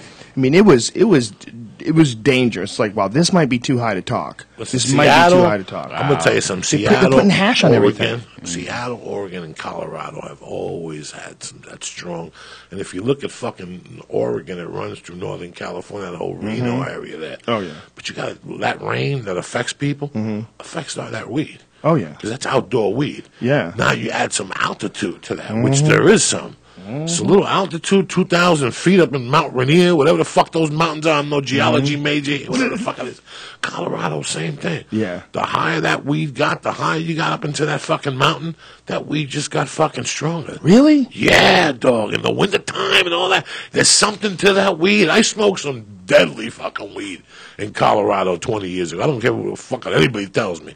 Forget 28%. This shit was off the fucking charts, the shit they're growing now. The shit they're growing out here now, in a year, we're going to have 45% weed. Just clean shit that you smoke and you're done. Done. Do you think that there's going to be any repercussions to these states making it legal? Obama said right now that they're not going to go on after people, but that doesn't mean anything because they said they weren't only going to go after people that violated both state and federal law when it came to marijuana. But I don't think that was necessarily the case. I think the DEA just went after people that their operation was too big. I think that was a lot of it. I think that. What do you think they're going to do here? Between you and I, what does the federal government do? They shut shit down. Yeah. So eventually, one morning, we're going to wake up, we're going to turn the news on, there's going to be a bunch of fucking people on the street, and they're going to raid, they're going to take all the resources of one day and raid 20 fucking stores and lock up and confiscate and hit the big ones and hit them where it hurts, in the fucking pocket. I think they're going to cut out funding or something to the states. I think they're just going to fuck the state up where the state's going to be like, I don't think the state needs funding. The government is not going to have egg on their face, even though that whatever they're doing in Colorado with the marijuana, with the medical marijuana situation is fucking beautiful. I think if Colorado just went full, like, fucking legal marijuana and took that money and taxed it heavily, look, if you're going to allow people to sell weed, why not charge 20% taxes? I think that's really reasonable. Yeah, 20% taxes on everything you sell. Let's just do that. Like, then that money goes straight to the schools, straight to the cops, straight to the teachers. I mean, let's be honest, how much markup is on weed as it is right now? Imagine it being legal where everyone can grow it. Weed's going to be like fucking grass. And no one's going to give a shit. It's going to be like lettuce. Like, you go to a supermarket, you buy a head of lettuce for like $3 or whatever. You know how long it takes to grow a fucking head of lettuce? It's amazing you can get one for $3. Yeah. You can get a nutritious piece of vegetable that's a long fucking time to grow, and you get it for $3. That's what it would be like for weed, because when you go up to Santa Barbara and you see those strawberry patches where they just go on, like Oxnard, they just go on and on and on, that will be weed. Yeah. It will all be there. And then they'll have to have armed guards, because high school kids will be sneaking in, stealing your fucking weed. It's not going to be like They probably wouldn't even care. They're probably going to be like, hey, take whatever you want. You know? We got a lot of it. It's like that scene in Scarface where the guy whips the coke off the ground and fucking licks it. It was just on the floor. You know what I'm saying? It was just on the fucking floor. People don't understand that you're going to have, if you made legal weed, and you're going to, anytime you have people that are smoking weed, you're going to have examples of people that are wasting their lives smoking weed. You're going to have those examples. There's no doubt about it. You're going to have kids that are lazy, that just smoke weed and watch video games, and they used to be good students, but they're not anymore. But you're also going to have a lot of other people. And this is what pisses me off the most. When you see all these news reports about weed and all the problems that people are having with weed, they don't talk about the positive benefits of it, just psychologically. We all know the difference between people that we hang out with that smoke weed and that don't smoke weed. There's a difference. And one of the differences is the people that don't smoke weed, there's a level of reality that they don't operate in. You don't go there with them. You don't have conversations with them in that level. You don't. There's a place of vulnerability and respect to the great awe of it all that they don't really possess. They have like a lens in front of them that they don't ever take out and like raw dog the universe. When you get really high, it's like you're raw dogging the universe. You're getting the whole experience in one big, crazy, frightening, what you call paranoia is reality. You should be fucking paranoid. And that marijuana rush where it really like sets all in and like makes you really take in this experience in that freaky, crazy high way. If you're hanging out with people that don't smoke weed, they don't go there. They don't understand that talk. They don't get that conversation. You could tell the difference. I could tell that. I don't judge people by that. I really like. I know a lot of cool people that don't smoke weed. I know a lot of great people that don't smoke weed, and I like them for that reason. But I could see where the conversation ends at one. Like I have a friend who has a bad back but doesn't get high, and I've been trying to explain to him. I understand your lung concerns and stuff. There's a fucking tablet now you could take. Now they have no more excuses. If you have a tight back or whatever, they have a hash oil now that comes in a tablet that looks like a vitamin C tablet that you could travel with on a flight and they won't even fucking ask you. So, and he's like, no, I'm scared, I'm whatever. Okay, then keep going to the fucking chiropractor for the next year. Give it a try. I know I would if I had a fucking bad back. I'd try anything if I had a fucking bad back at that point. Yeah. Yeah, there's some people that are in fucking serious pain. And I tell you, man, I've heard a lot of things over the year. Listen, I could sit here and tell you, I got mental illness, I got VD, I got an itch in my ass, I got foot fungus. I can tell you all the shit they'll give anxiety, sleep apnea, all the shit they'll give it to you for. I was smoking weed way before it came up for medical excuses. I was smoking medical weed. Excuses? Yeah, I was smoking weed to get fucked up and see the devil, plain and simple. To see it at the way it was every fucking day. That's why I smoked weed. But now, now it's because of the medical thing out here and whatever, but do I see a difference in people? Yeah, I understand what you're saying. You could talk to them a little deeper. You could actually even catch them. Some people who don't smoke weed, you can't catch them on anything or even confront them on anything because they might have a fucking heart attack. People who smoke weed get to a point where you might take them somewhere and they'll giggle at themselves. That's what I'm saying. There's an attitude. Right. But the people that can't laugh at themselves are really a pain in the ass to hang out with. You got to laugh at yourself. Yeah. Anybody who can't laugh at themselves is annoying. Those are the most annoying humans. You can't make fun of your own self at all. You don't think, what are you, perfect? What kind of douchebag are you? What are you, the Messiah? You motherfucker? If that's, what, one of the funniest thing about Jesus, we were talking about people that we know that are going crazy Jesus lately. One of the funniest things about Jesus is that if Jesus actually really did come back, nobody would fucking ever believe him. Not a chance in hell. There's not a chance in hell. If that dude wearing sandals and robes and his beard, just like in the pictures, was walking down the street with holes in his hand and blood coming out of his hand, people would probably fucking arrest him. They'd either shoot him or arrest him or get him on antidepressants. Well, Jesus can't just show up to a party now and say, I'm Jesus. Right, what would he have to do? He's got to do something. He's got to do a big fucking They trick. would say, this is the devil. This is the devil trying to pretend he's Jesus. He's got to set up like Gabe Rudiger against GSP, and for Gabe Rudiger to take GSP down and fucking break his fucking shoulder. That's you know what I'm saying? Like something to that effect. Something just fucking. That's what Jesus did. That's that ridiculous. That would be a miracle. Yeah, like that would be enough like, to convince. You know what I'm saying? It's like Joey Diaz going down to 185 and winning the fucking Olympics. That's funny. Something to that wouldn't even work. Yeah, You'd have to fly. You have to come back from the dead. I mean, think about the shit that Jesus did. He healed the sick. Didn't he cure blind people? Was that one of the ones? Yeah. Turn water into wine? No, that was Moses who cut the ocean. Did he turn water into wine? Yeah, he did, right? Let me ask you something on the other side. Can you imagine if they drug tested comics? Oh, we were talking about we were talking about the other day. Let's say you got a really bad comic and he kills 3 nights in a row. Like comics would get together. Psst, come here. Guy's on weed. The guy's on fucking something, though. Yeah. He's on testosterone. We better check him out. Well, we're all on performance-enhancing supplements when it comes to comedy. Weed and Alpha Brain together, there's no doubt about it. That's a goddamn performance-enhancing supplement. Weed, for me, loosens me. And an edible, to a certain degree. Like, if I eat the edible at a certain time and I'm all wired up, I'll eat death on fucking stage. Right. But it comes to a point of time with edible when I just get giggly as fuck. And that you can't stop me at that point. Yeah, that's like really a comfortable level. Like not the scary like skiing feeling when you're like skiing through the universe on an edible. Like I can't stop. That's not good. When you're stoned and it's dark at the Comedy Store. That's it right there. When you're stoned and it's fucking dark. When you don't see nobody but the 3 people in front of you that you're talking to. Stoned and dark, and you think you're speaking in the dark. You're just talking into the darkness and there's laughter, but you don't question it because you're fucked up. You know what I'm saying? And that hollow echo feeling in the room. That OR, man. You want to talk about like a historic room as far as like comedy rooms. That original room is like one of the most historic rooms like ever in the art form of comedy. There was a weird feeling always just being on that stage. Just that was always like wow. Doesn't matter how many years it did stand up. When you're on stage in the original room, you're like, wow, this is a my crazy breath old just spot. got taken away because I finally figured out how I could explain the OR to people because they'll get it. When you go to a gym, the older the gym, the more you could smell it. And I don't mean armpit. There's a different odor to a gym. It's like when you go to a good jiu-jitsu school, you could smell a little foot. It's not overwhelming, but you could smell just a little foot in the air. Like you're like, this is a good fucking gym. It's just that perfect amount of foot. It's not cheese.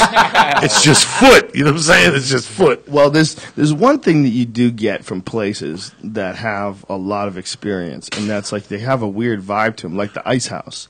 Like we were at the Ice House the other day after it was closed. It was dark out, and we're standing in the back. I was like, feel this room, man. This room has got like a crazy vibration. It sounds like total like hippie bullshit. That sounds like nonsense. Like objects do not have memory. That's what Cara Santa Maria would tell you. There's no evidence that objects have memory, but there's a feel that places have. Whether that's a self-imposed feel, you've created it in your own imagination. But when I stand in the back room of the Ice House, I stand there. I go, wow, this is a crazy ass room. Like Steve Martin, motherfucker, performed here. You know what I mean, I watched George Lopez kill there in the 90s. Kill. When George Lopez was on fire, like the late 90s, before George Lopez had any TV shows, maybe he had like a few things going on when he was just hitting it hard in the clubs every night. I watched him destroy in that Ice House. There's like a sign up there when George Lopez was at his prime there where he sold out like fucking 15 shows in a row there or something crazy like that, you know? And that place has seen some shit. No, but it's nothing like walking up the stairs into the original room. Nothing like making that left up those stairs when you're walking straight and somebody goes, where? There. That's right or wrong? You know what I'm talking about? Can you feel it, motherfuckers? Yeah. When you first go in there, you're like, which way? Okay. Move that curtain aside. And you walk up those fucking stairs, and just that odor, it smells like a little bit of booze, a little bit like pussy, a little bit of sweat, bad comedy, good comedy, but it smells like... It just smells like success. It just smells like something. Something is in the air that you got to do your thing in there. Yeah. You really got to do your thing in there. And then when you sit in the back and you feel the lights would go off and on, and you'd hear that zzz, zzz, yeah, zzz, the lights. And it was just a weird little comedy thing. You ever get to do? You hosted open mics there, right? That was my job. Yeah, I hosted the open mic, but I was the 10 o'clock guy. You know what's cool about that? When the lights were on with all the different people's names. Please, yeah. You know, you get to see Sam Kinison and Neon. That was one of my biggest scams of all time, hosting at the Comedy Store. Why was it a scam? Because I had a perfect deal. I would fucking go up there, get $25 to host. I would do 20, 15 up front. I would either call Rogan or Dice and tell them to come down because I was hosting and I put you up first. You guys went up to an hour, and I'd go home. And Don Barris would close the show. And that's the way it was. I would go up there to do a set, bring up a fucking star. You know what the problem was, though? When we were there all the time, we were doing Comedy Store comedy. And then when we would go somewhere else, we would bring Comedy Store comedy to them, too. And there was a lot of places that could not handle it. You remember when you got fucking kicked out of Dublin's? This is like fucking 97 or something like that. We go and do a set at Dublin's. And all of a sudden I hear yelling and whatnot. Joey has got some chick in an ice house, like a freezer, like a giant like in-room freezer, and he's eating coke off her pussy. And security comes in and tells him he's got to stop. In the fucking liquor. There's a camera in there, and they were watching it. That place is closed now, right? Yeah, it's closed. It's like, and I put the coke in my sock, and the cops came. And I'm standing in front of the fucking thing with the chick crying with her girlfriends. I've never had that happen before. And the guy with the long hair, remember that he stopped you that night? I almost died and all this shit. Because he was there with them. I see the girl in the hallway, and I'm like, let's go downstairs. And all of a sudden, she's got blow. Alonzo Bowden's talking to her. Yeah, didn't he say something stupid like, I almost fucking killed him? Yeah, like I almost killed you. Fuck out of here. But the best was I'm sitting there, fucking, I got the 8-ball in my sock because I'm not giving that motherfucker up till the cops get there. Fuck you. I'm old school. If the cops want to, nothing happened. Where's the rest of the drugs? They're downstairs. Let me search you. You can't search me. You can't fucking search me. You have no reason. It's his word against mine. Where's the tape? You know, I would have held on to that coke, but the savior that night was Ralphie May. He went to the all-you-could-eat at the Japanese fucking place across the street. What's the name of the Japanese place? The Yagi's.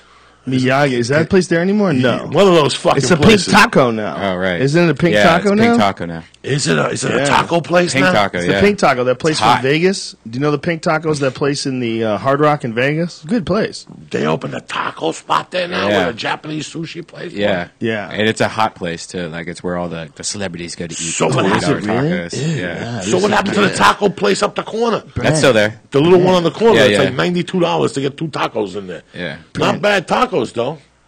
Yeah, there was a lot of... Benito's is the best. Is Benito's good? You like Benito's? Oh, Benito's is fantastic, and it's 24 hours. Is that on Beverly? Is that where that is? Yeah. We used to always go there after the Improv. That place is sensational. That is legit. What do you like get over at Mexican Benito's? carne asada, my friend. Oh, with extra shit. hot sauce. Don't play games. Oh, Get shit. that carne asada with all the real fresh chopped cilantro and onions in that motherfucker, and they have pickled jalapenos there. Take your chances with those bitches. Yeah, and then throw some hot sauce on that fucker. Good 2 o'clock in the boogly morning. boogly and shit. And by the way, it's packed with drunks. Packed with drunks. You'll always find somebody you know there. There's always somebody you know there. Or a after victim. A comedy show. Or a victim. Or a victim. Lot Hey, of you them. like There's always a lot tacos? of Yeah, I'm going to victims go over there. to my house. Yeah, can we come too? Yeah, let me make a left on the fucking corner. Get the fuck out of You here. guys don't do coke, do you? Oh my god.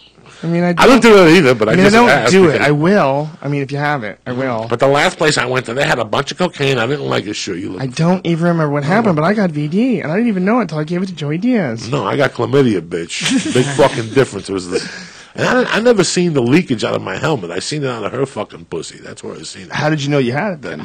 Because I had itches. I had a fucking burning sensation in the Dun, tube. dun, dun, Yeah, I had a burning dun. temptation in the fucking tube. There should be something like that they sell you. Have you made a critical error with your penis? There should be like something you could just slap on. It kills 99.999% of it. Shoot it in the tube. Shoot it right in the hole, right in the piss hole, and then wipe it on the outside, and it kills almost everything. Well, the foot spray says it kills 99% of all viruses, and so what I did, foot spray. what I was going to do is like spray it on my dick, and then I was in the bathroom doing it, and I looked over at the mouthwash, and it said 98% on it also, or 99%. I'm like, it can't be the same percent, you know, like Right. that one thing, it has to be different. What's the odds? But I think that 1% is like AIDS or something. I think it's probably just alcohol, right? Is that what's killing everything? Yeah. Yeah, so it's just I alcohol. think that number is the same, whether it's the Is foot mouthwash. spray the same though as alcohol? As the I don't know. I don't know what kind of foot spray you're But rocking. foot spray freezes your dick, so you could do it from a distance. Don't do it really close up because Foot it's spray like it comes out like freezes your dick? freezing, like it's like it could freeze something.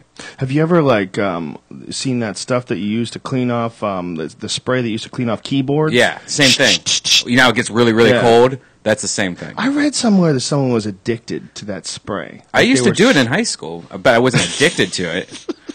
That's the worst. What the fuck does it do? It's just like, you know, nitrous oxide, like everyone did nitrous. Whippets, yeah. Whippets. It's like that, but it's like a shittier version of it. And it just kind of makes you go, wah, wah, wah, wah, wah. and I it kind of worked at fish out. a Newport Creamery. It was an ice cream place in Newton, Massachusetts, and I think I did whippets once, but it didn't really work with me. But the people that worked there was this one kid. I'll just say his last name because he knows friends. He knows people that I know now. His name is Charles. I don't know if he wants this right. information released, but Charles was working there as I was working there, and he would tell somebody, watch the grill real quick, and he would run in the back, and he was cooking while I was doing dishes, and he would run in the back and grab the thing and do a whippet, and then run back out there to the grill. The best Twist it out of his head. The best is what they call nitrous hits. What you do is you take a balloon and you fill the balloon up with nitrous bong hits. You fill the balloon up and then you put it on the bong somehow. I can't remember how to do it. So when you inhale the bong, it's all nitrous air. So you're getting pot air mixed with nitrous air when you hit it. See, that's something only white people would come up with. And then snow bong hits where you pack your bong full of snow in the wintertime. You suck it through the snow. That was I've seen that. I've done it 1,000 times. ice. Yeah. I've in done Colorado, ice. I love it. I love it. I would get the fresh snow and pack in the bong and smoke. I love all that. And now, if I have a bong, I put ice in it too. Well, we used to smoke bongs before we did the podcast. So the problem is you get too stoned, you don't know what you're talking about. No.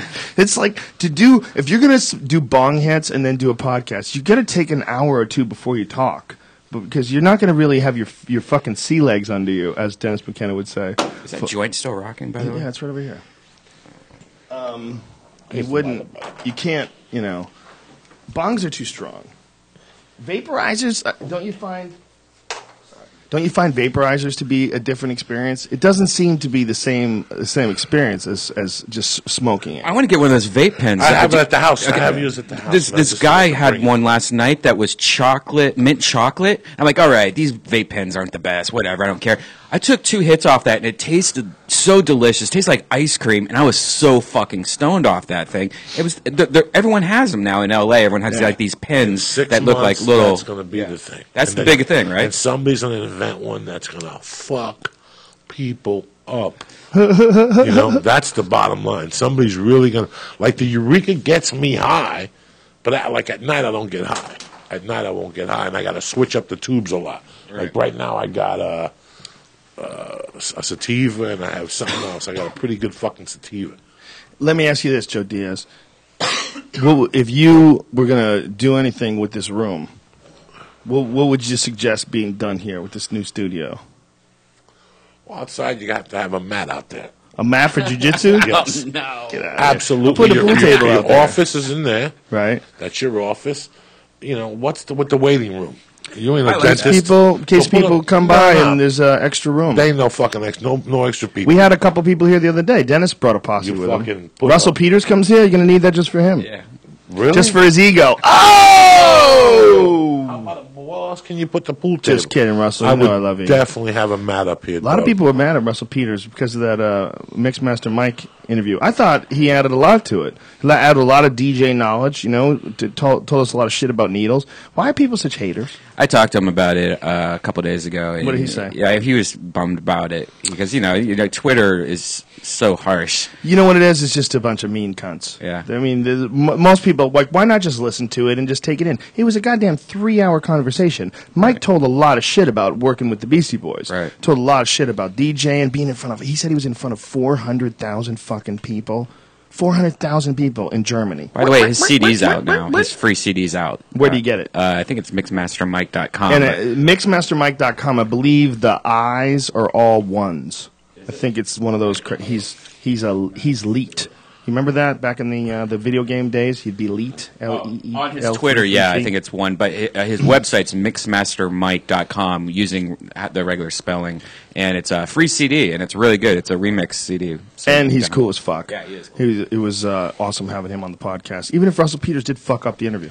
Russell, you didn't. You didn't. Russell's a sweetie. I don't know how anybody could not like Russell. You're bipolar today. No, I'm just playing.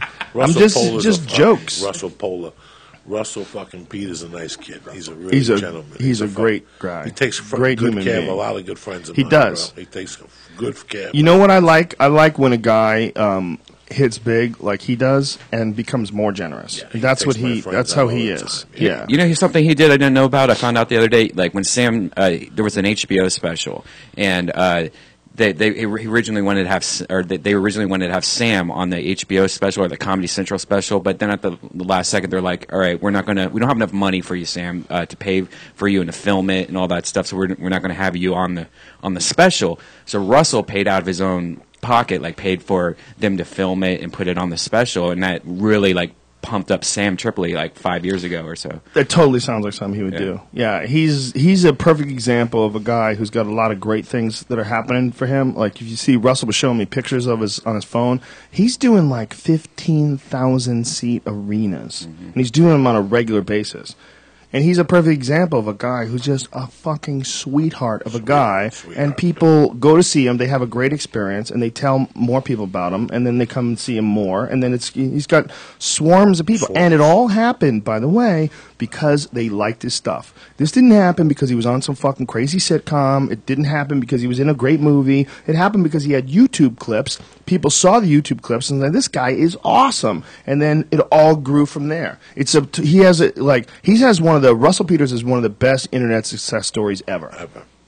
He really does. As far as like us, as far as like comics that have gone from putting out a video and then making it huge in big places, Russell's the fucking man. And he's a sweetheart.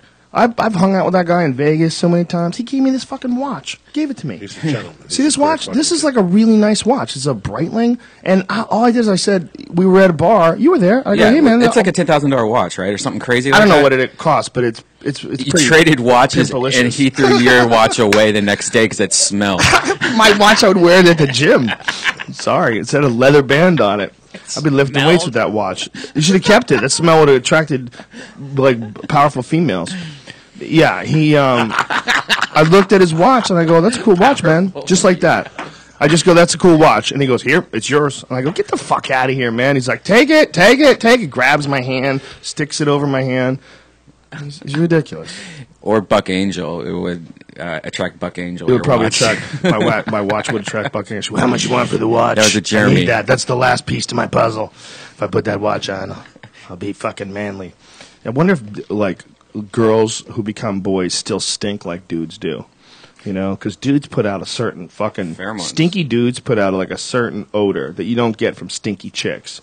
You know, like when you're in the line at the airport when you're going through security, so you're forced to be like really close to people, and you get a whiff of a motherfucker. It's very rarely a girl. Yeah. It's almost always a dude. There's always a dude where you're like, whoa, this motherfucker stinks. That like heavy, rotten underarm smell. Smell too sometimes. Apparently, I found the answer to our question earlier about underarms, and what it was. Women started shaving their legs in it was like the 1940s. Or like 1915, rather. There was a campaign for women to shave their underarm hair. Because before 1915, women didn't shave their underarm hair. They all went straight Madonna. Right. And there was a disdain. They were browbeaten into this in 1915, apparently. I would like to I would like to find out what the campaigns looked like. But it was in Harper's Bazaar, a magazine aimed at the upper crust. The first ad featured a waist-up photograph of a young woman who appears to be dressed in a slip with a toga-like outfit covering one shoulder. Her arms are arched over her head, revealing perfectly clear armpits. The first part of the ad read, "Summer dress and modern dancing combined to make necessary the removal of objectionable hair."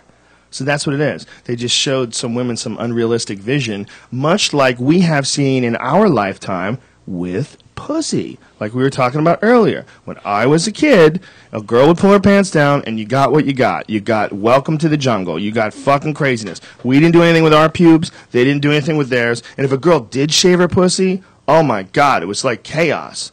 I had a girl that broke up with her boyfriend. Okay, and then we got back together again, and we couldn't have sex. She goes, we can't have sex. I go, why? She goes, I can't. I go, why? What's wrong? She goes, I shaved myself down there for him. She was embarrassed that her pussy hair hadn't grown back yet. Wow.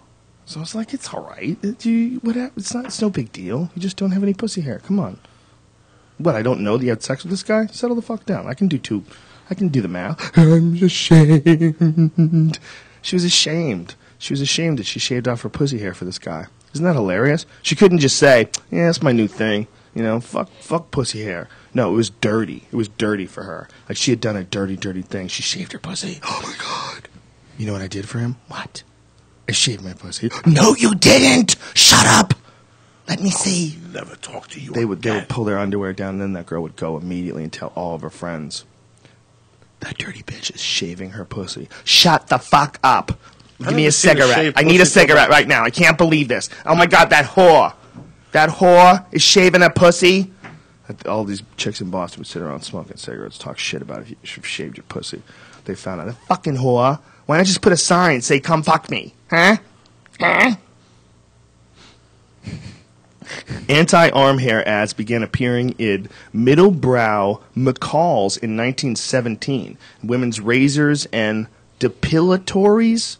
What's depilatory? I guess that like pulls it out from the roots, right? Those are those horrible ones.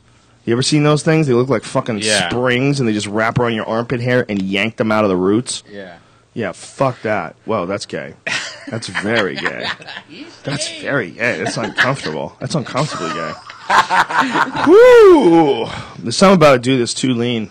So Instagram, the president of Instagram. Please tell me this. Okay. Yes. So originally, what happened is Instagram supposedly had to have these new rules out saying, and in the rules, it was deciphered that Instagram can sell your photos to a third party. So say like you're an advertising company that's like, hey, I want to buy some photos of girls kissing balloons, and then so that you could go in there and they could just buy your photos and make money off your photos, meaning they can turn a profit on your photos. So you might be able to go to like a store one day to buy Mountain Dew, and there's a picture of you laughing with a Mountain Dew in your hand. Exactly. That you put on your Instagram. Exactly. But Instagram, just like as within like the last couple hours, like the co-owner or president or something like that said that this is not the case. This is just people are taking this wrong. We are not selling the photos. You own the photos. Blah blah blah. But that seems kind of weird. Like why is it written down that way? So unless they they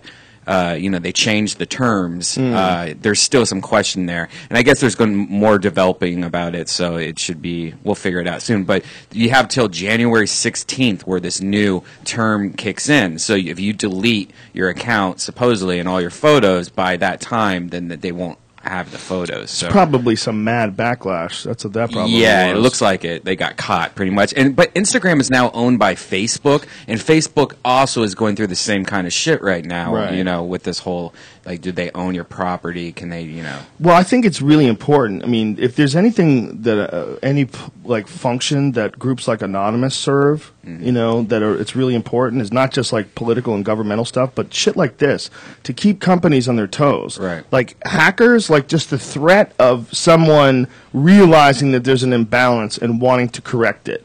That these really intelligent kids that are they're in Russia and shit from all sorts of places where you can't get them through 100 proxies, they will come down on you, man. They will come fuck you. And, I think Instagram probably recognized that. I hope that's not what it was. I hope that there really was a misunderstanding in the first place. You never want to hear that a company's thinking about selling all your fucking pictures. Well, you also have to think that a lot of times that this happens all the time. You sign up for a website, and you upload something to their computers, they actually do pretty much own that. It's if you look at it as basic as if you have your own website and it's a computer, hooked up at your house, and you have your website on that computer, and then somebody's putting files on your computer. That's like a real basic version of what a Facebook is.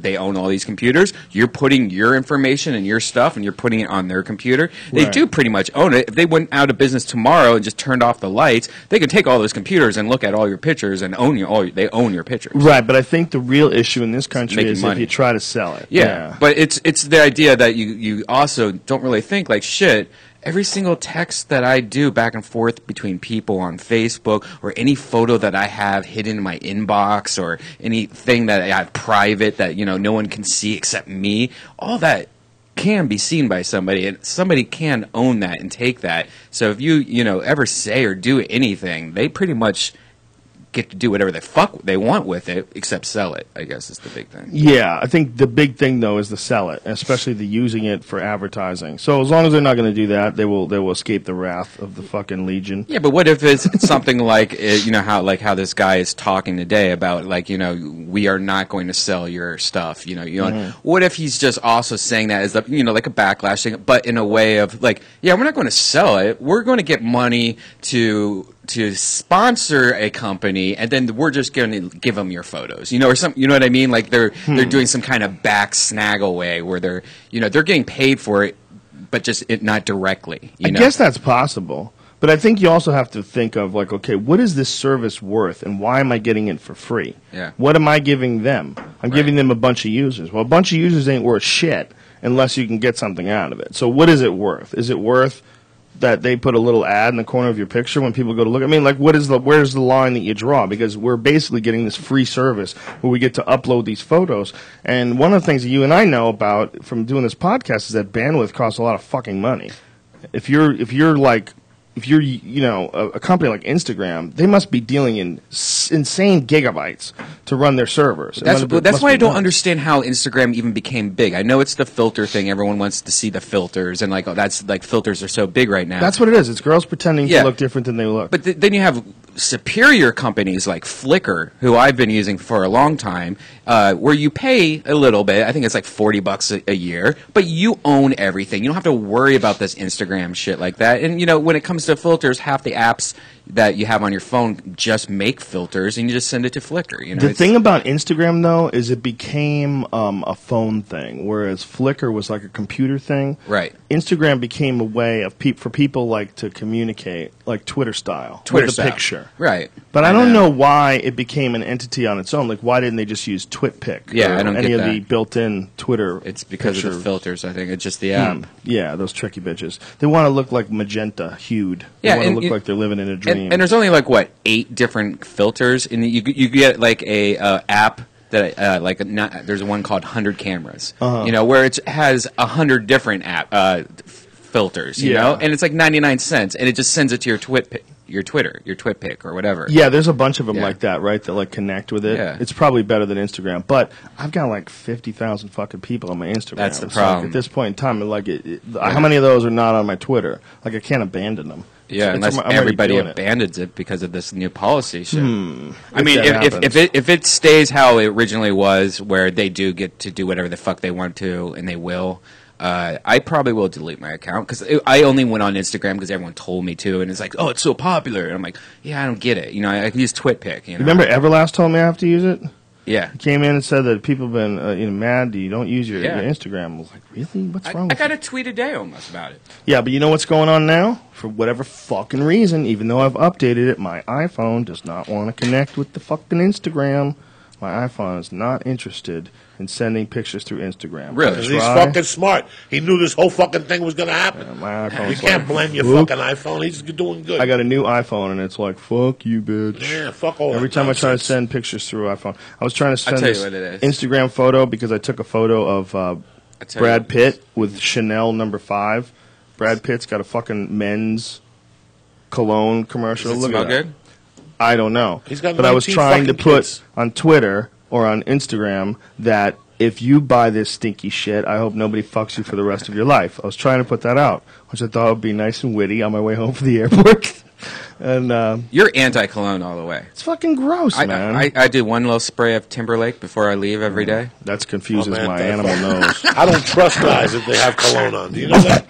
If I smell cologne on a guy, Yeah, but I put it mildly. He gets a good smell. Timberlake, the fucking singer? Yeah, here. You probably can't even smell it. No, Here, I I'll don't come want to over smell there. nobody. I don't want to smell nobody. Trust me, I'll fucking fart right on your leg. Don't come over here. Don't come over here, you fuck. I don't want to smell no color. Whatever you're stinking of, he does not. Come on, don't do that to him. No, you can't smell it. I can't smell Don't do it, anyway. Joey. I can't smell Don't do it. Don't let him. Nah, I don't wanna let smell him. that shit. Go away, cocksucker. Go away, cocksucker. Go away, cocksucker. Is that Mitzi Shore? Smell my chest. Go away, cocksucker. I'll stab you with this coffee pick. Was that Mitzi? Who are you doing Go there? away, cocksucker. That's Joey Diaz and Mitzi Shore. I'll tweet you guys this picture later after the show's over. One of the problems it might be, when was the last time you reset your phone? I noticed. I did it twice. Oh, really? I did everything. I disconnected. I deleted Twitter. I deleted Instagram. I reinstalled both of them. It won't work. Have you put in your password lately on Instagram? Maybe you have a wrong password in No, there? no, it's all right. Everything's right. It's just it won't reach the server. Weird. It logs on Instagram, won't reach the server. Some wacky bullshit. Are you on the Verizon network? You know what it is? It understands that I like my Samsung Galaxy S3 a little bit better. My Samsung Galaxy S3 from Ting Mobile. I like it a little better. Do you than really? I like this wacky fucking phone. How about that, huh? That's crazy talk. It's not crazy talk, man. You don't like your iPhone, dog? I like the Samsung Galaxy S3 better. I think that fucking big screen. But how's that camera compare to that iPhone? Badass. The Badass. iPhone. Oh, you like the Samsung better? You can't. They're both awesome. The Samsung Galaxy S3 is a I saw sick Redban's camera. fucking iPhone camera. You should see the That's S3. a Showtime special. You know what else it does? You know what else the S3 does? I can take a burst of photos. You could jump up in the air, and I'll take a burst of photos, up and down. It takes like a shitload. And this is on the Verizon network, correct? I think you can get it on Verizon. I know you can get it on Sprint Sprint, yeah, because I have the we Samsung. have it on Ting, which is on Sprint, and I know you can get it on AT&T too. It's fucking wicked. Those big screens are wicked. It's good, and like everything else it does, it's good enough. How much shit do you need? How many apps do you need? God damn it. Except Blade Slinger from Kerosene Games, coming out in January on the Android application. I listened to some Pablo Francisco the other day. What are you doing with this Brad Pitt commercial? You really playing a Brad Pitt commercial, you fuck? It's not a journey. Every journey ends, but we go on. I'd let him fuck me. The world turns and we turn with it. What? You're too deep. You're too deep. Plans disappear. Put it in my mouth. Dreams take over. Oh. But wherever I go, there you are. I bet his kiss is salty.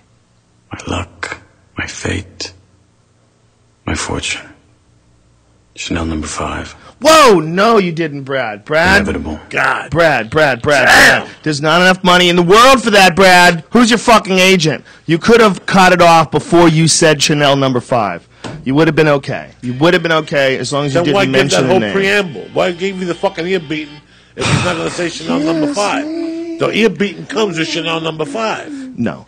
He has to end it and let someone else, like Morgan Freeman, say Chanel number 5. Someone else says the Chanel number 5. Someone unrelated to that really corny fucking speech. It's not a walk. Every walk ends, but we go on. The stick flies and we chase after it. Training disappears. Instincts take over. Do not change this channel. But wherever I fetch, there you are. My wag, my treat, my belly rub. Chanel number 5. That's a joke, ladies and gentlemen. Adorable. That was a joke one. Meanwhile, by the way, less pretentious than the Brad Pitt one. Yeah, right. It was, wasn't it? I'd Wasn't it rather less watch that. pretentious? I would Let's rather go back watch to the Brad Pitt one and let's examine this because this is one of the most preposterous commercials I've seen since the baby Just for Men commercial where the baby drives a Porsche. Every journey ends, but we go on. The world turns and we turn with it. Plans disappear. Dreams take over. But wherever I go, there you are. My luck, my fate, my fortune. Chanel number 5. I guess Inevitable. I guess there's more of them.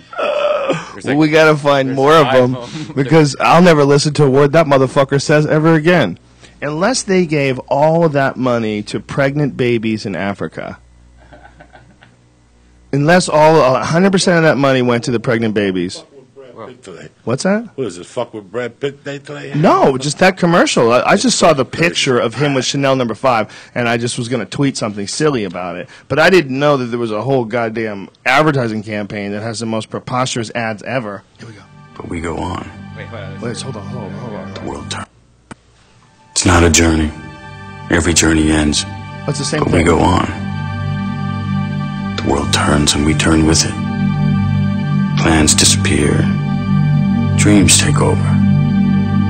But wherever I go, there you are. My luck, my fate, my fortune. Chanel number 5. Stop. There's not enough pussy in the world to get me to talk like that ever. I just want you to know. There's not enough money. There's not enough, you couldn't stack it high enough. I'd be like, stop it. I He's can't already say that. got pussy. That's why it doesn't make any sense. This is the chick from Avatar. They got her in a basement. They just brought her over. They're gonna suck his dick. The big blue fish with the crazy eyes. Oh, you think I'm Navi. kidding? She's gonna suck his fucking yank tonight. What are you fucking nuts? Wherever I go, you're go. What do you think they gave this on? The world turns. We turn with it. Right there. What? 10 mil? Why did you write that down? Why did you even write that down? Me? The world. No, the guy who wrote it. The world turns, Oh. and you turn with it. What? Come on, stop it. You breathe in, you breathe out. You step left, you step right. You open the door, then you shut it. You get in your car, you drive, then you hit the brakes. Like, what who fucking wrote this? That is like some of the most preposterous, silly horse shit I've ever heard. And it's not coming out of a struggling actor, okay? If you're a struggling actor and, and someone comes up to you and they give you a break and it's to do this crazy, corny Chanel number 5 commercial, that wasn't a struggling actor. That's a motherfucking multimillionaire. We need to find out where that money went. It might go to pregnant babies. If it goes to pregnant, starving babies with AIDS, would let him They slide. just paid a fucking village off, though. Did he buy a village? I wonder. I just asked you, what do you think you got for that? 10 mil? You'd have to give him like something like that, right? He's goddamn Brad Pitt. He's got to. If I was Brad Pitt's agent, I mean, he's Brad motherfucking Pitt. Now, right? supposedly he has big commercials overseas, like. Oh yeah, That's where they he made do them his in big Japan and yeah, shit. Japan A lot of them. and shit. That's where his a lot of big bag American celebrities feel like you're not supposed to do a commercial, because if you do a commercial, like if you're a movie star, what are you watching? What is this? Brad Pitt Brad Japanese Pitt? commercial. Oh my god, he's pushing a car. He's dressed up like a goofball, Yeah, he's dressed up weird. like Jim Carrey style almost. Yeah, or and Forrest Gump. he's moving like Charlie Chaplin.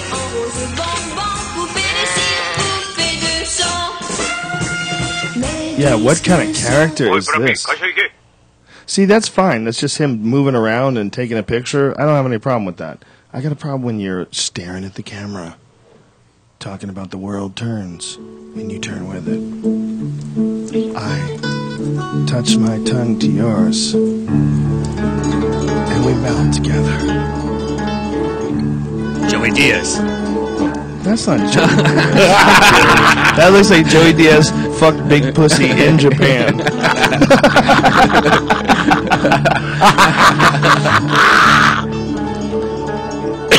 Yeah. See, these are great because he's not talking English. He doesn't say anything. He's just playing a character. These might as well be... I mean, he might as well be in a movie. Look, he's very clever about the way he did this. Like the first one, he's clearly acting. He's got a weird, crazy, kooky yellow outfit on. And in this one, he's playing a role. And he's pretending to pick this giant fucking sumo guy up. That shit is impossible, I want you to know. Because Joey Diaz is not as big as that guy, but I'm probably stronger than Brad Pitt. And I tried to pick Joey up once when he was seated, and it was no dice. I went double underhooks on Joey's back, and I got a gable grip. It wasn't happening, man. Yeah, even the big guy from Pride couldn't pick me up over his head. Really? Bob Sapp? Bob Sapp. It was one of the most uncomfortable things for everybody. How high did he get you up there? He was having a hard time. I was really like top heavy or something. I was fucking with his Did you see this commercial, Joe? Bob was never... For years, people would push computers on me or whatnot, cell phones, all that stuff. My friend said, listen, go to GoDaddy.com. I went over to GoDaddy.com. I didn't know about computers. I didn't know about social networks. I knew nothing. I went to GoDaddy. They had a web builder. 1, 2, 3, boom, step by step. They're with you right away. Once you do it, poof, within minutes, your web page is up. I didn't have that online presence. People would have had to call here like it was still 1969. But ever since I got GoDaddy, I get PayPal, I take Visa online, they got the open table, not to mention my Yelp reviews are great. Frank's Pizza is #1. Go to Frank's, the service is exceptional. Frank's delivery system is always on time and the pizza is always warm. If you want to build your empire like me, start with GoDaddy.com. GoDaddy, what's happening?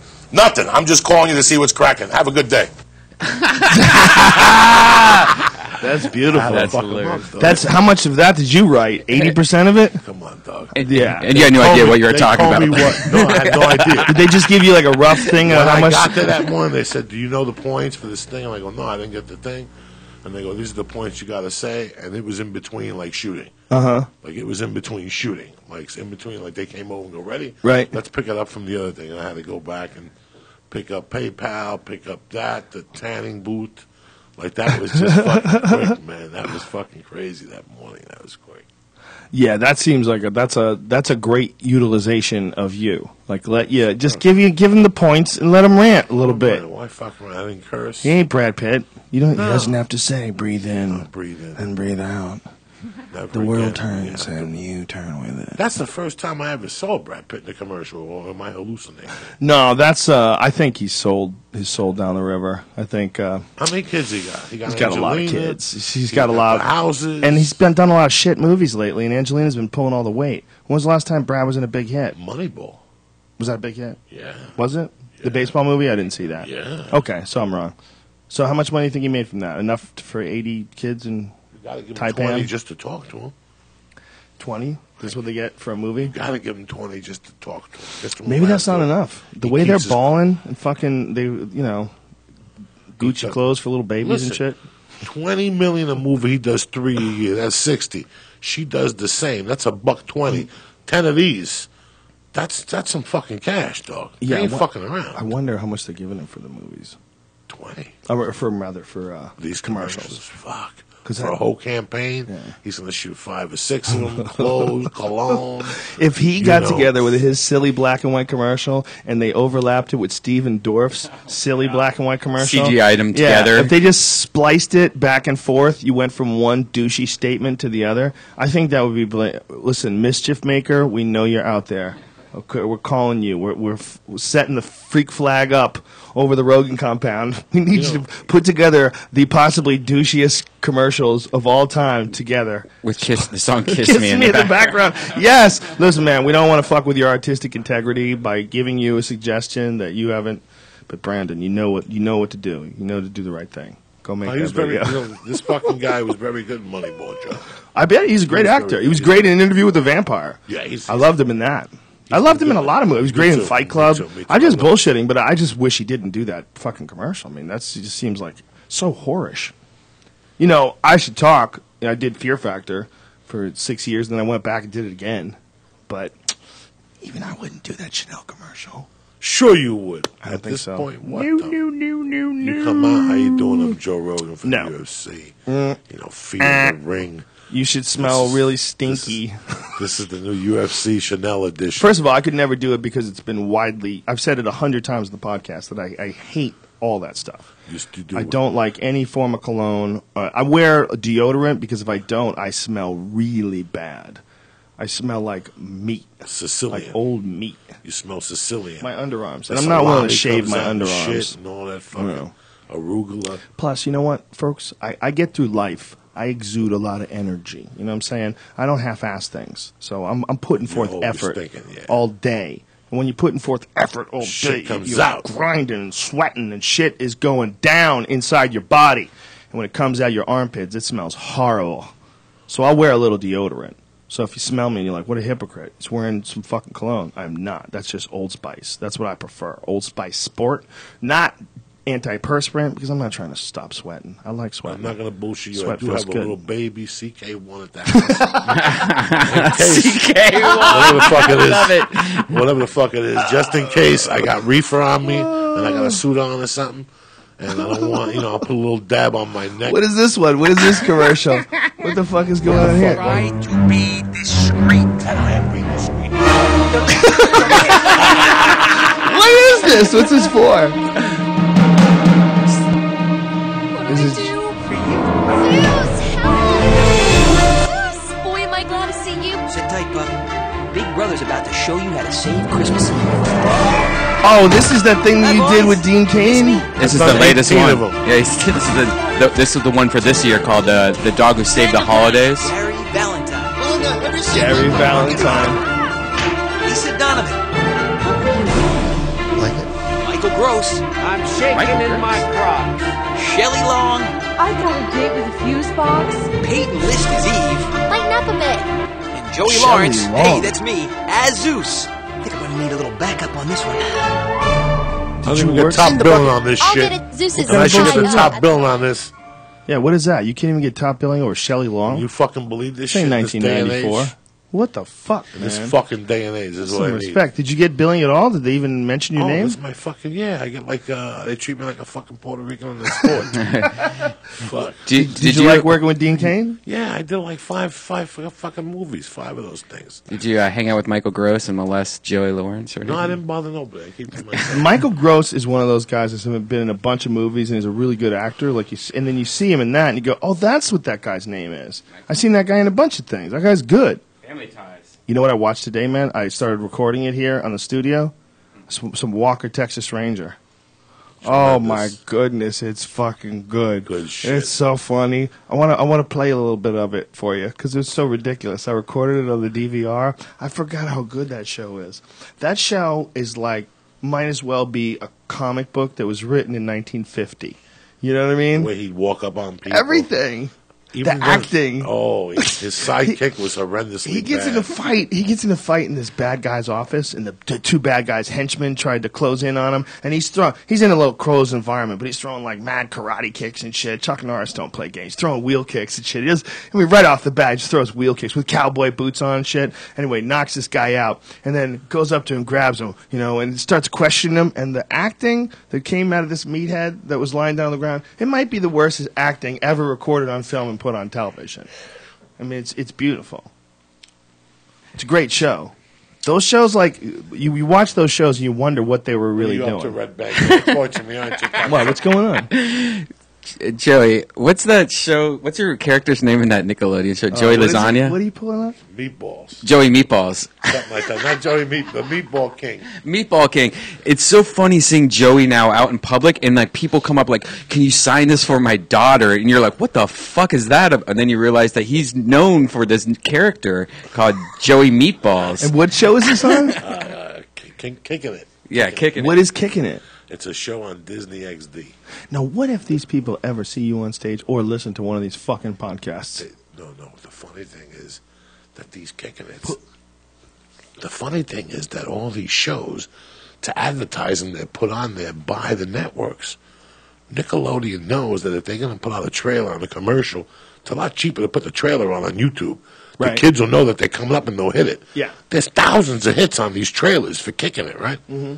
You go to the trailer that I'm on, and you got to see what it says. If you ain't high by 2 o'clock, go fuck your mother. Lucy Snorbush, I want to eat your pussy on Quaaludes. You got to see, like, the one for, like, pull up the comments, Brian. What is this one? That's that. Glad to see you came to your senses. This is you got my money? What is this? You got my goat? This is Kicking It. She's right there. Jerry. Shouldn't you be making a delivery? I'm done with deliveries. When I took a job with you, I didn't know what kind of person you were. Whoa. But I do now. What are you doing here with Goat Boy? Goat Boy's a friend of mine. In fact, he's got lots of friends. Some you might even know. Stop before I get retarded. that might turn me dumber than I am.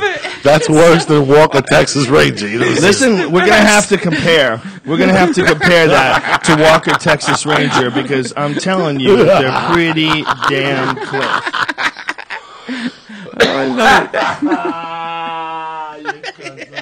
You cocksucker. I owe you one, cocksucker.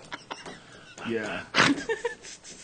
That was not so good. funny. That was not good. Could you imagine if he was really like fighting with these kids? No, you know what the worst thing is? When you first come to Hollywood and you meet somebody like that, that's somebody that's been in one of these really horrible shows, and they make you watch it. Oh, no, it's on their reel, and you try to go to their house. And Have you ever had that happen? Oh, please. Oh, it's the worst, it's man. It's embarrassing. When people email you shit still. I still get shit on Facebook and Twitter. So watch my reel and tell me what you think. Why would you ask a guy like me at 5 in the morning who's fucking stoned? Red Beanie. You going back to Columbus for the holidays, Red Beanie? No, but I'm going back in March with Joe Rogan and look at this shit. Ari look at this Shaffir. shit, Joey. Turn around and look at this. Turn around. We can't show this on TV because we don't have the rights for it. That's Adam Ferrara. It's Chuck Norris. It's hilarious. No, watch this one dude, though. This is my favorite. After he smashes this guy, now the big guy grabs him. Now watch this move. Kick off the wall. Boom, throw him down. Now check this Anderson Silva-like elbow. Now watch this acting. This is the worst acting ever. I'm going to ask you again. Do you know this girl? I don't know. I told you what I told the other guys. What guys? They didn't give their names. If you told them something you're not telling me, I'll be back. Chuck is excellent. How bad is the goon? And he's just out. He's just out again. And then there's some kids that he has to hug. That's what he does. Saves the world and hugs some kids. Fucking show's great. Especially when you're as high as the national deficit. Let me tell you something. The other day I was cleaning out my fucking room and I found a package for 18 Wheels of Justice. That was another show, right? The first show I ever shot. That was Lorenzo Lamas, right? Yes, or one of those fucking actors down and whatever.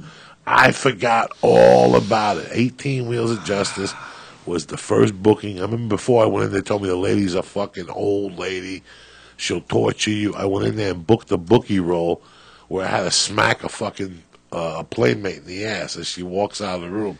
18 Wheels of Justice. It was in 2000. Man. Yeah, I shot one of those episodes in San Diego. I remember they gave me $60 for per diem. Oh my God, I didn't eat nothing. I saved it to do a gram of blow. Oh, it wasn't Lorenzo Lamas. No, it was some other handsome Lucky white dude. Vanus? Is that his name? Oh my God! See what else he's shot since then. Lucky Vanus? He's fucking working in the Tampa Revival Group right now, reviving fucking Godspell. Or This whatever. guy was the head guy in the show, and they don't even have a photo of him on IMDb.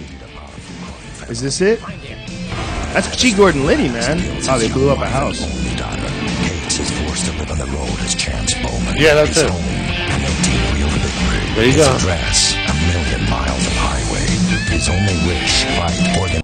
Oh God, that looked like That's the worst show of 18 all time. Wheels of Justice. And he was like trying to like. And you know what get his network family that back. was, guys? What? Spike, which was TNN at the time. Oh, that's right. It was the National Guys, Network. that was when they tried to do original programming. That was it. That was her. Yep.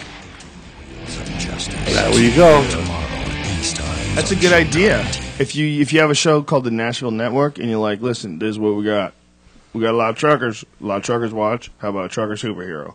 How about a trucker superhero that is just an ordinary guy, just backed into extraordinary circumstances, and he's forced to, man up and pull himself up by his bootstraps and become a reluctant hero. I mean, I think it's basically BJ and the Bear, but no chimp. It's one of the best shows of all time, BJ and the Bear. Remember back when BJ and the Bear was on and we thought chimps were like these little cute things that you could hug before they started eating people's faces and biting their dicks off and shit? You never heard about that when we were kids. You never heard about a chimp biting people's faces off. Maybe they're on Adderall, too. Yeah, that's the fucking problem. Well, wasn't that one lady that lived in Connecticut that had the pet chimp? She was feeding that fucking chimp Xanax. She was feeding it Xanax, and it was drinking wine. Yeah. The bitch was taking Xanax. So she would, hey, the chimp wants a Xanax, too. Give him a fucking Xanax. Give him a Xanax. He's going to eat your face. Give him a fucking Xanax. That probably is why he ate that chick's face. He was probably coming down from Xanaxes. He's all Xanaxed up. He's all Xanaxed out, Redban. Poor chimp. Did you eat an edible today, Joey? Something happened. No, what? He kicked in about 10 minutes ago. Yeah. Joey hit the wall. What? We call the Eddie Bravo post 1 hour wall. What?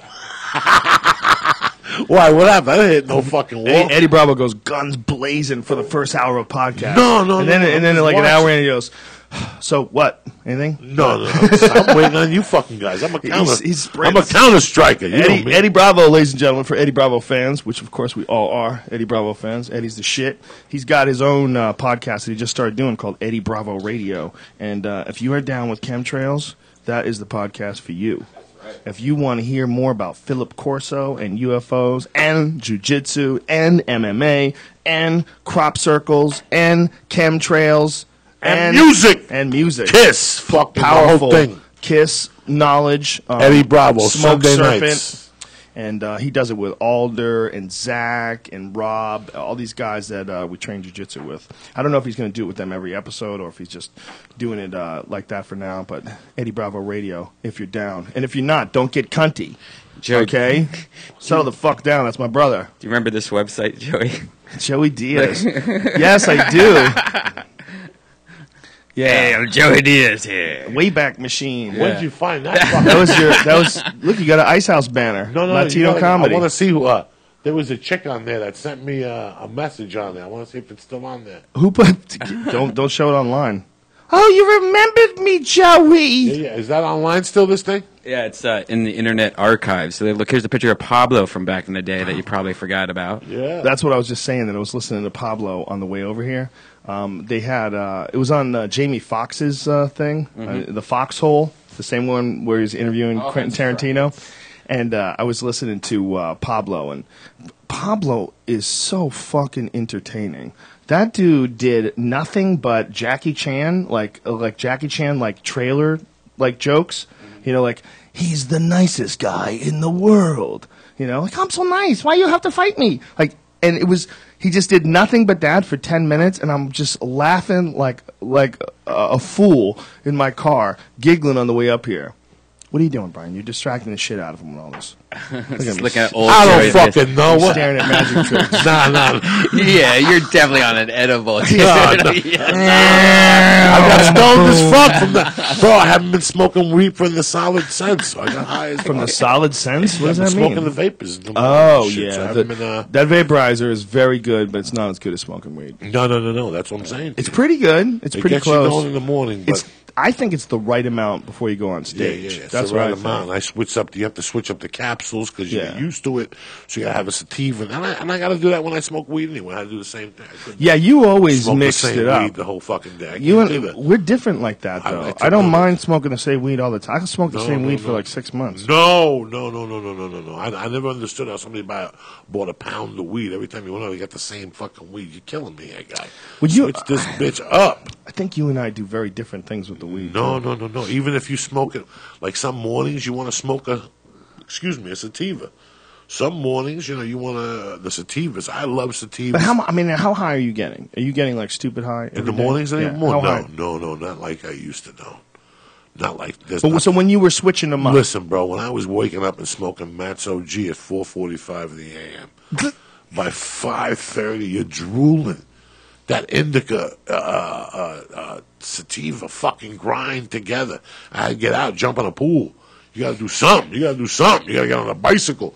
It's like that shit that Lance Armstrong, AMD, what were they shooting in their legs? That they gotta get up at 3 in the fucking morning and pedal that fucking thing. EPO. Same thing. I was getting that type of reaction from the weed, which I love. I love getting high and having the sudden urge to go hit the bag for 30 minutes or throw kicks. I like that. Where 15 minutes in, you're like, oh my God, I'm 15 minutes in. Right. Are you fucking kidding me? Yeah, it feels good to move your body around. Yeah. Well, the thing that comes with weed when you get, especially if you get like that full body high from a lot of like deep indicas, you get that like real sensitivity to like all of your body, like all the different aspects of your body, all the different muscle fibers and shit you feel moving around and shit. Stretching. I've done everything pretty much. I've tried pretty much. Like when I lived in Colorado, I've tried, climbing a wall and everything. The easiest two things I've done high, which I really enjoy, number one on the list is yoga. Yoga's amazing. It's amazing, really high to the gills.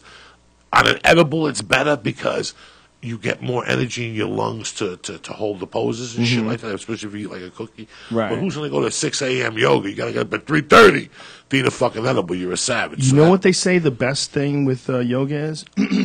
The real aficionados, eating hashish. Hashish, yeah. A little hash cookie or something. Eat hashish, and then an hour and 20 minutes later, you do the yoga. When Bruce Lee died, what was in his system? THC or hashish? Neither one. I mean, I'm sure he had some stuff in his system, Right, but he died from a cerebral No, I edema. understand. No, I have nothing with the cause. He died from the fucking Yakuza and the fucking Chinese. so? Because They killed him? He stopped making money. But You think so? yeah, once he went over to Warner Brothers, how are they going to cleanse their money? Is that like the conspiracy theory? Is that the main theory? Look, he made 3 movies over there. He made 4 movies over there. Right. Then he came over. He went to do Enter the Dragon. Then he went back to release the movie, and he died or something. So you think they whacked him? I don't know what happened, but I know those movies have made gazillions. Like, they look at all these people. Oh, they made this movie for this. What do you think it cost to make Fist of Fury in the Philippines? $50. $50. How many millions do you think they've made since then? It's probably Millions. You know what's crazy? If you look Millions and millions. If you look up what was the producer on those movies he did? Ren Chow? I don't know. Raymond Chow was the producers on all those movies. Look at that picture. After 1973, I want you to look at how many movies. Do you know where this is? I know where where that picture was from? Yeah. Do you know where I do? Do you know where it's from, Joey? Where? Oh, that's in Florida. Austin, motherfucking Austin, Texas. That one place that we always stay at? Yeah. Across street from that other place. If you look and see after Bruce Lee died in 73, how many movies Raymond Chow produced in the U.S.? Take a look. How many? Go take a fucking look. Don't ask Well, there was me. a big market for those Bruce Lee movies. No, this was not Bruce Lee. He directed Death Hunt with Charles Bronson. Oh, how did the he fuck really? is Raymond Chow a director on a Charles Bronson movie, a producer? Go ahead. I don't know. How was Go it? ahead. I don't know. You tell Is that a me. conspiracy? I don't know what's going on here. You tell me. Raymond Chow had his own fucking company. So which is called whatever movies. The movies that fucking did. Joey Diaz is the No, I'm not. I'm not nothing. I'm a nobody. I'm just telling you. He's the speculation. Alex Jones of the See, Chinese what you kung motherfuckers fu forget. movies. What you motherfuckers forget that you guys were here for the cell phone. You guys were here for this. I was here. United States government killed Bruce Lee. No, it wasn't no fucking government. I was here for the Bruce Lee invasion. A lot of people here for the Beatles invasion. Not me. I was here for the I was here when everybody was walking around with Chinese shoes. So Raymond Chow with known CFI ties. No, Raymond Chow. He's exactly like a producer of like every single movie in the world. Okay, Yeah, after that's a lot of 73 or movies. before 73? United States. Let's look only. at all those movies, and how many of those movies do you think he got to fuck white girls in? How many where they brought white chicks to him, and he just had mad white chick orgies? Now, before 73, he was Enter the Dragon. What else? Chinese Look at all those Connection? goddamn movies. That's the craziest shit I've ever seen in my life. Ever. That guy Seven directed Blades of a 100 fucking Sword. movies. What are the actual numbers, Brian? How at many this. Look at this. How many movies did he actually direct? Does it say? 160 he produced. Holy shit. But you could like be producing a couple different movies at a time. You can't really. Can you really? Oh, go down again. Look at that. He produced. Keep going slowly, you fuck. Game of death. All right, but keep going up. Keep going up. Up. The other way. Up. Slow down.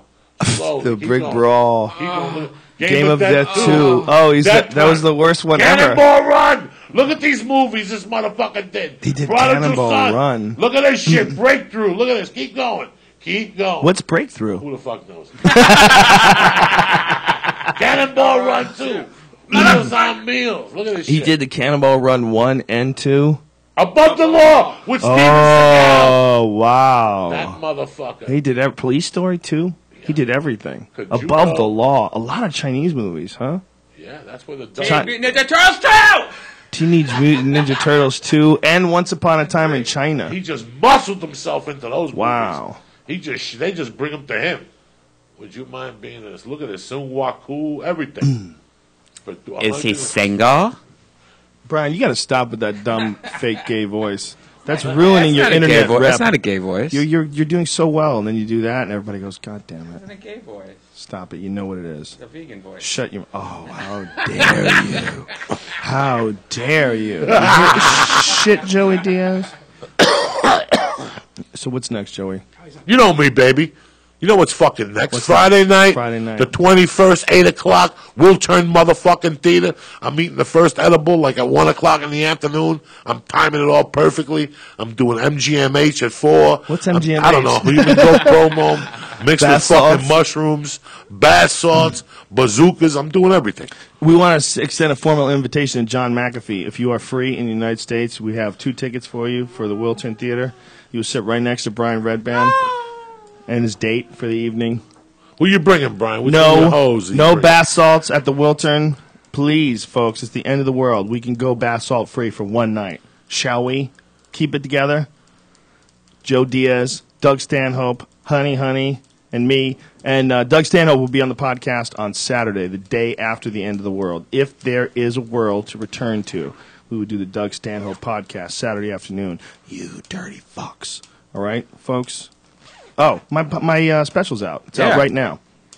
So if you're inclined, if you go to joerogan.net, it's called Live from the Tabernacle. I think it's my best one yet. Is it going to be on iTunes also, so I can Maybe just download eventually. it through iTunes? Maybe eventually. But right now it's just through my website for probably the longest time. Maybe like a year or two. Oh, maybe okay. for the rest of my But life. it's a unprotected file, so you can just Yes. move it onto like a computer and Yep. stream it. Yeah. It's what is it called? DRM free? Yeah, Is that what it's DRM called? free. Yeah, Yeah. no. It's the same way Louis C.K. did it. I completely stole everything he did. Right. And if you have an Apple TV, all you do is you open it up in iTunes, and on the top right-hand button, you can send it to your Apple TV. So Yeah, that's you how could stream it. There's a lot of ways you can stream it, though. Yeah, there's all sorts of ways you could watch it on your Roku's. television. I'm not the most technologically inclined, but we tried to make it as easy as possible, and the feedback has been amazing. So thank you very much. I'm real excited that so many people decided to Congratulations, download it. dog. Thanks, man. I'm very happy. You know, look, I think what Louis did was really important for us, for stand-up comedians. You know, his idea was perfect. It was brilliant. The amount of money was the right amount of money. $5 is, I mean, he could have made it 10, and probably the same amount of people would buy it. But 5 is like really like honest. It's like, you're getting a recording of the live performance. You're not getting the live performance itself. You're getting the recording. It's worth $5. You know the best thing that you're doing also is the ability to send it as a gift. Yeah. So like I've already sent it to a few people. You just put their email address and then you pretty much buy it and then just send it to them. They get download instructions. So like you can send it to your friends or families. Yeah, we wanted to have it set up Christmas. like that. We wanted to have it so that you could send it to people if you dug it. People love sending people like a lot of people send me music. It's that's how we found out about Honey Honey. That's how I constantly hear about new bands. That's how I found out about Roadkill Ghost Choir. Somebody sent it to me. I love that, and people love doing that with comics too. And so if you want to send mine, you can do that. There's you can gift it. Yeah. And Joe, when's the next thing that people can see of you? What's the next? January 17th at the Irvine Improv after the birth of my fucking daughter. The next couple of weeks. So I'm just at home, chilling, writing, kickboxing, lifting weights. I'm trying to do everything. What day is January 17th? What day it's is a that? Thursday night. Thursday night. So that's the next time. And when are you going to release something live? I have no fucking idea. Let's do that. Can I produce that? Sure. How about we'll do that? How about the next thing that I do through Talking Monkey Incorporated? Done. We'll just produce your shit and release Done. it the same way. Done. Okay. On your webpage? Yeah, or yours or whatever. We'll make it set yours up the same way. Same fucking thing. Okay, let's do it. JoyMeatballs.com. Let's do it. Yeah, let's we'll put together, a time where we can, record you at some club, and I think for you, what would really be badass, one of the cool ways to do it with you is to take you from the fucking green room, like one camera, from the green room all the way out to the stage, follow you through the whole thing. Just one crazy wild fucking take, and then you sneak out the back door. Yeah. Do 4 shows. Done. Pick the one you like the best. Release the hounds. Done. Right. Because I get these emails from people all the time. When is Joey Coco Diaz going to have some kind of comedy special? As long as you're on, let's do it. I always want to do when we're talking Monkey, Dead Squad, motherfucking records in full effect. Hey, and we're going to be at the Improv Thursday night. We're going to be there. At the Improv tonight with Ari at the Storyteller Show with Greg Fitzsimmons and a couple people come on by and see Greg. Yeah, it's Thursday night. Only $5. $5 goes to charity. And it's really fun. That's a really fun time. And Thursday night we're there with you at 8 o'clock, correct? Yeah, 8 o'clock Thursday, improv.com. It's the Hollywood Improv. And the 17th of January in Irvine. By that time you have your first check. Everything will be beautiful. You're ready to get the hopefully, or the aliens will have landed and money will be worthless. Fuck Apocalyptos. Fuck Mel Gibson. Brian fuck and millions. Are already wearing our NASA outfits. That's right. Because we are volunteering for Volunteer NASA. Because there will be a Volunteer NASA in the future, just like Volunteer Fire Department. I'm just doing it because I want to trick Cara Santa Maria to think that I'm in smart. NASA. Yeah, good move. I like what you're doing. I think it'll work. I think as long as you make the effort to try to trick her, she'll just play along, and then you're golden. And then it's like your whole life is like a fantasy role playing game. That's kind of cool. You pretend you're the super scientist in NASA, and even though you're just leaving our house, you're telling them you have to go to the moon. Dude, that's a great idea. I'll print out like fake NASA documents, and I would carry them around all the time on a clipboard. It reminds me of a Robin Harris bit. Robin Harris is one of the lost comics that nobody ever talks about, and D.L. Hughley sort of was influenced by him quite a lot, like especially like early in D.L.'s career. You too? Robin Harris is really, really funny. But one of the things he had a great joke about, he said, man, I ever ain't no pretty woman. He goes, pretty woman, man, too much work. He goes, ugly woman, you can tell her anything. Bitch, I'm going to the moon. You better be careful. I don't want nothing to happen to you up there. And he was like so like casual in his delivery and like relaxed, and he just made you smile just looking at him. He was sweet up there. Dick Willie and do the right fucking thing. Yeah, and he was tremendous. Who else would have a character named Sweet Dick Willie? Yeah. Ugly woman, you tell her anything. Bitch, I'm going to the moon. I'll never forget listening to that, man. Yeah, I think there's a special called Bebe's Kids. Bebe's Kids. Yeah, I think you could. I don't know if you can watch it, but you could definitely listen to it. I used to listen to that shit on cassette. Okay, I had that thing on fucking cassette. I used to listen to that in my Volkswagen Corrado. I would drive around and listen to Joey Diaz. You're yawning. I'm always yawning, brother. What's the matter, man? You not getting any sleep? Are you nervous? No, I was up at fucking 4:30. Are you up at the sun and Gone with the Wind? Yeah, I went to bed early last night and got up early. Yeah? Just Yeah. You're always up, man. I text you at 6 o'clock in the morning. You text me back. Yeah, I was ready to rock at 6. Yeah, I sent you a text. Fucking 8 o'clock this morning. I remember going in the kitchen, making a protein shake, and fucking going, wow, it's 8 o'clock, and I've already done 30 fucking things. That's Robin Harris right there. Yeah, right there. Like, I didn't leave the house, but I had already done 30 fucking things in the house. Showered, breakfast, protein shake, emails, phone calls, the whole fucking deal. Reefer. Have you thought about moving to the suburbs where all people raise their babies? You gonna stay in the hood? What are you gonna do? No, I'm all right. I'm all right where I'm at. You like where you at? Yeah, I'm gonna stay there for a few months. You thought about moving to Nashville too, huh? I thought about a lot of fucking things, bro. Talk to Honey, you'll move there. They love it there. Oh, I know. A lot of people love it there. Except everyone's armed. They say that's a problem. Like everybody knows somebody that's been shot. Well, she shot him, and then he shot her back, and woo! Everybody's fucking armed. But you know what? I don't run in those circles. Have you ever seen the Wild and Wonderful Whites of West Virginia? I heard about it. I'm getting you that for Christmas. I'm going to have to get you that for Christmas. I don't run in those circles, so I'm not worried. You know, weapons, when I did carry a weapon when I was 27, I thought I was a coke dealer, and I carried the Miami Vice with the upside-down piece with the 2 clips with 16 and the 14 and 1. How old were you? I was probably 27 when I thought I was Don Johnson. And you were just walking around with a gun for how long? Just at night. At night, I get paranoid looking out windows, fucking. And then at night, like if I had to go pick up $80 from you, I'd put the gun on. Like, whoa. Really? You know, and just not that I wouldn't show it to you, but I'd have it on me just in case. And it was just weird that things would happen around me when I had that gun. And then one day I stopped wearing the gun, and those things disappeared. So I've heard people say that before. Yeah, they're a magnet, brother. You really think? Fuck yeah. Yeah? Fuck yeah. Whether Do you think it's the weapon, mindset that you have while you're carrying it that makes you a magnet for problems? You know what? When I carried a gun was the only time somebody opened their jacket to me one time and let me know they had a gun, or somebody they were with. You know, one time it happened in El Paso, but that shit's going to happen in El Paso when you're buying blow at 4 in the morning with somebody's wife, you know. I would imagine that'd be a shady deal. Yeah, so just like knives, I've seen people get stabbed, and I got into fights when I'd have a knife on me. What the fuck am I going to carry a knife on me fucking for? For what? You know when you carry a knife, you know who gets cut when you carry a knife? You do. You dumb motherfucker. That's who gets caught. When you stab somebody and shit, you're not used to. Even when you train with fucking knives, you'll cut your hands. Yeah. If they don't have the guards at the end, because the shit slips off. That's the first thing that, it's just, if you don't know how to use a knife, you should not fuck with one. You're only going to hurt your fucking hands. You really are. Unless how many people really know how to use a knife? Not many. They think they watch rare. fucking Boys in the Hood, and all of a sudden they fucking go out and buy a switchblade. You have no idea, my friend. You have no idea when your knife hits a bone and it twists and it pops out. Yeah. I've seen people with knives get the shit knocked out of them for pulling out a fucking knife or something. One time at Port Authority in New York, I seen something go down. You know when you catch a tail end or something? And that's what had happened. This guy pulled out a knife, went to stab a dude with a leather jacket on. You're in no danger, stupid.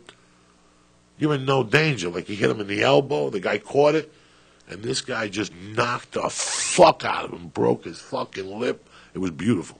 So you're saying if you live in a dangerous area, get some chainmail.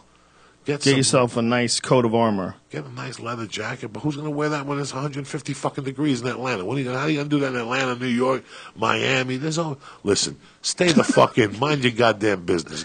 Even when you carried nunchucks as a kid, you met other motherfuckers with nunchucks. I never carried nunchucks as a kid. You passed that. That was a great time. I had a knife for a while. Yeah. I had one of those 007 knives. When nunchucks hit, everybody you looked at, instead of having tattoos, they had bruises. When everybody carried nunchucks, everybody had bruises in the back of their elbows. People really carried nunchucks around? Oh, my God. In the fucking mid-'70s, when Bruce Lee came out like this, and I think he took the Chinese Connection. When he took those nunchucks, it was done.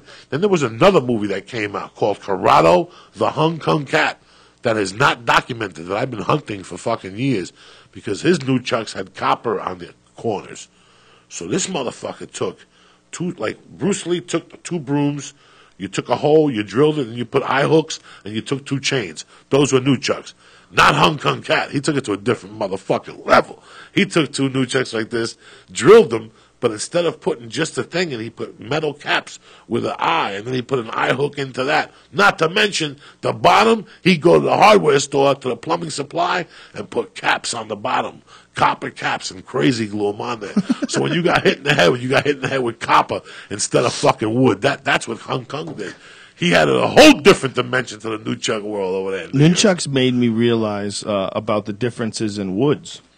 That's how I found out about different kinds of woods from nunchucks. Because you would go to buy them on those catalogs. They would have like cocobolo. You wanted cocobolo woodchucks, a very dark, dense wood, very heavy. You're like, oh, those would make some badass nunchucks.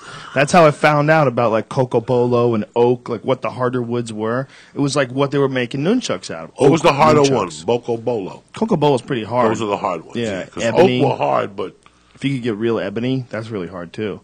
That's really hard, really heavy. There's some dense, the dark woods mostly are usually the harder woods. Like ebony is an extremely heavy, dense wood.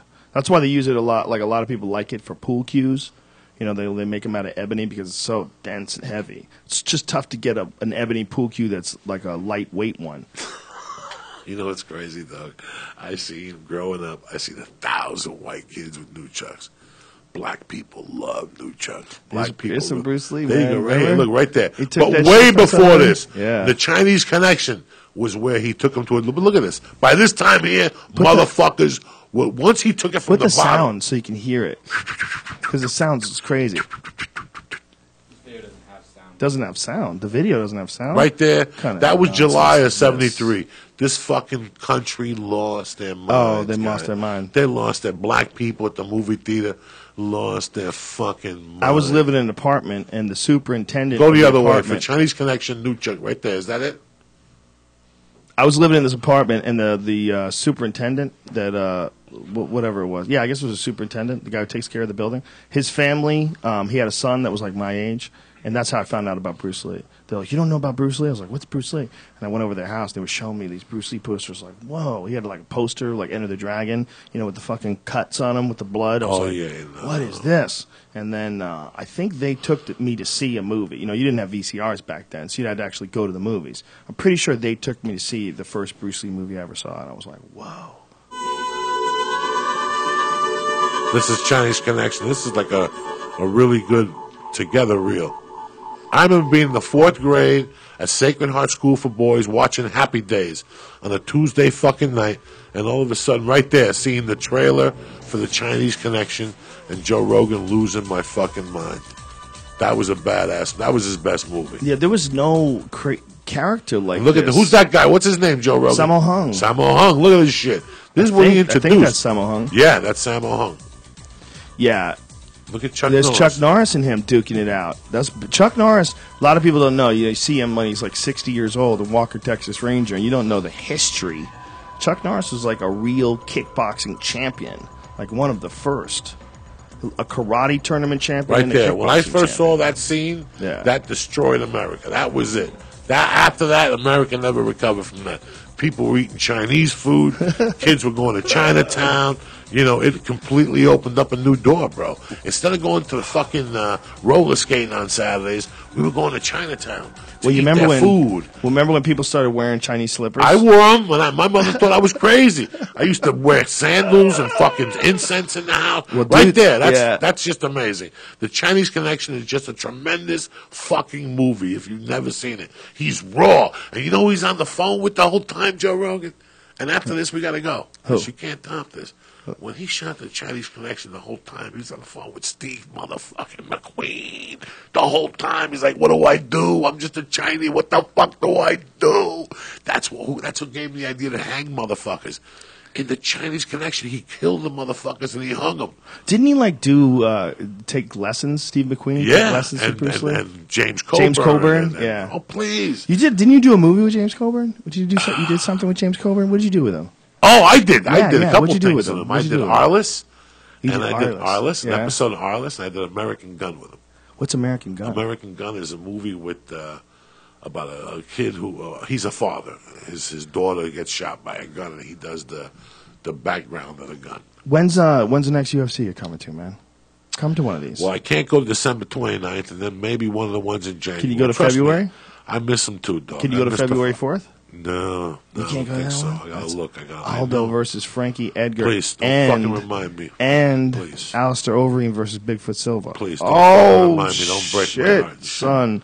Las Stop it. Vegas. Bro, And please, I'll pop Joey, up well, Chicago. that's go to that one because that's also the one we have the gig on Friday night. Gig on Friday. Let And me go Mandalay look. Bay. I know that this guy booked me in fucking That one's good, Gitas. Vegas. You know, I just want to go to the fucking UFC, dog. Well, come on, man. I'm Let's do getting it the then. UFC, Are you and booked? and I think I'm booked for the Irvine one. But are you booked for that February weekend? The I don't first know. weekend I of gotta February? look. I gotta look. It's either the week of February or the week before that. I'm booked. All you motherfuckers have careers now. This is very we have no disappointing. fucking careers, dog. Ari Shafir is booked every goddamn weekend. we haven't. He was supposed to come with me to Ohio. Remember that, Brian? We advertised him. Oh, sorry, I got booked somewhere. Oh, he's booked? I got booked at Governor's. Yeah, he's just taking bookings over this, the motherfucker. He's going money. No. He's taking money. You know Yeah, I he needs to love call his agent up and tell him he's already booked. We need We to get told the people on the internet, Ari Shafir, you'd be coming to Columbus, Ohio. We need to fucking go to the Yeah, UFC I'm and gonna take go it to over. Governor's and Long Island, whatever. Mumble, mumble, mumble. Find the weed, mumble, mumble, mumble. Powerful Ari Shafir just released his set. He's gonna release rather his second recording, whatever it is, DVD, CD. Oh, that was my old house, man. Remember that, Joey Diaz? Yeah. That was the early weed smoking days. That was like the first year of me smoking weed. That was my full gaming rig setup. See all that shit in the background? Yeah. I built that computer behind Joey's head. I put that motherfucker together myself. Did you? Yep. I built that thing from scratch. Motherboard, add hard drives, the whole deal. That's how I used to do that shit back then. I used to make my own gaming computers. Because if you made them, you could you understood it's really not very hard. It's really pretty easy. You follow instructions.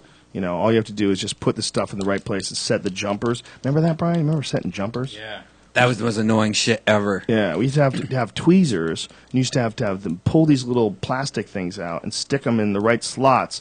They had to be in the right slots for various reasons, right? Yeah, because it was like if you want, certain things had to be on different frequencies, and they And then you had to flash your BIOS. Oh, Jesus hated all that Christ. shit. What the fuck, Joe Diaz? You never did nothing like that, huh? No, I know nothing about that shit. He just got a website from GoDaddy. I have a hard time changing a fucking flat tire. When are you doing the Church of What's Happening Now on Ustream at all? No, I'm still on with the other guys. Stickcam? What do you want? Stickcam? Stickcam. Yeah, When fixed it. But I'm going to start doing the show live with them on Wednesdays from the Nerdist Studios. Oh, beautiful. So Wednesdays, you get at the comic book Wednesday store, right? day. No, in the morning at 6 a.m. But they have a comic book store, isn't that where they have it set up? I hear the fucking stand-up is off the chain. Why don't you get a fucking night there, Redban? At the Nerdist Studios. I heard the fucking one night there. Where? At the Nerdist place? Really? There's fucking 200 people watching comics. They tell me you can't even get parking spots down there. Wow. Hollywood because of the Nerdist Studios. Well, it's at the comic book store, Yeah, Meltdown, the right? comic book- Oh yeah, I used to go there before Nerdist was there. Right? It's really small fucking though. cool. Yeah, it's 200 small. people. But they have a back room. Oh, right. That's Let's do a show next week after the end of the world at the Ice House. Ice House. Let's do Let's something do for it. the Want end to of do the next year. Wednesday? We good? Instead of calling New Is Year's, that we'll call- Christmas or something? Next Wednesday? Is it Christmas? No, it's the 26th. Next I'll be Wednesday? out of town 26th. What is next Wednesday? Is it the 26th? Yeah. Yeah. I have a show in Brea with Doug Benson, I believe. Yeah, it is the 26th. Okay. Yeah, we can't do a show the day after Christmas. No. We could do that Friday though. That maybe. Friday. Nope. Are you- I'm gone. Where are you? I'm in Vegas. Vegas. Because I'm on Vegas. Is this casino like a? What about Thursday? Thursday? What do you got Thursday? I don't know. I don't. Let's do a Powerful Death Squad show Thursday night. Alright. Well, either way, We'll figure folks, it out. we'll figure it out. We'll do figure one it out. Wednesday or Thursday. We If love you, motherfuckers. we all love- right? we Merry love- Christmas. I love you guys. Thank you for Irvine. the great year. Thank you for all the love, you fucking savages. We love the fuck out of all of you. You have an Irvine show that night? On Yeah, Thursday the night? 26th. I'm with Doug Benson and Irvine Improv. And the 27th, which is Thursday, what do you got? Nothing. Nothing. Oh, so Thursday's good for you. Thursday's good for you? Thursday or I don't know, Friday. my wife- I Maybe already we'll do have something Friday. Thursday. I got Oh, Friday. that's right. Friday's That's right. Vegas. Right. Vegas. So are you doing Come on. are you doing Come the on, show man. that Friday in Vegas? Not that weekend, man. Waiting until February. February rolls around. Got a lot of things happening, man. First week of February, if there is a world left, we'll be. We're gonna do the Mandalay Bay Convention Center. We'll do it in the big room where they do the weigh-ins. Shit. So it's like 3,000 people. Come on, man. I need me some Joey Diaz in that show. You doing it? I You don't know. committed? I gotta look. Motherfucker, commit. I gotta look. Who could possibly tell you to do something other than what you want to do? Would you have a calendar on your phone? I do have a calendar. Make but some I shit don't- happen. I never fill it in. Well, let me match numbers at least. Jesus Christ. I'll be at the San Manuel Casino tomorrow. Oh, come on, man. That's a black show. Is that? Have you? Keep it where's together. that? Where's San Keep Manuel? Keep it together. It's fucking far, dog. Where's Like, San is that Manuel? You gotta West leave like at Palms? 4 in the afternoon. Is that like West Palms or? No, you gotta go early, like 3 and shit. That's like 7 hours. No way. It's where the drug mules Yeah, stop they got to the drop mules off there, their and they stool. got the whole fucking There's a special meeting room in the bathroom at that casino. Talk And like that's where Elvis, Joe Rogan. Talk come like on, man, listen. San Manuel. Been out here in Nashville for a while, and a lot of pretty girls. Love y'all. Ed Parker. Ed Parker taught me some karate. Look at this. Always been a big casino. believer in the arts. Oh, this doesn't look that bad. What's that? Down. No, it don't look like Oh, that. that looks pretty nice. You know, Yeah, what's yeah, important look, is that check they it show out. this old Indian dude. I feel It's protected. important. Why don't you guys show me some hot bitches that are also going to this casino? Yeah. Why are you showing me an old Indian? Yeah, there has to be a hot bitch right here, right? Yeah. You don't have to show me a dream Come catcher. on. This ain't a fucking Stephen King book, okay? Show me some hot bitches. I get it. It's an Indian casino. I got it. I get no it. hot bitches. You're not advertising the correct way. Old Indians rarely get people to go visit them. Hot bitch. Where you got? That girl in the Little corner? girl. She's in a You're corner. fucking hysterical. Barely find her. Cold hard cash. Yeah, those places are interesting. We used to go to that's a pretty girl. We used to go to a lot of those Indian casinos back in the day when mixed martial arts was illegal in California.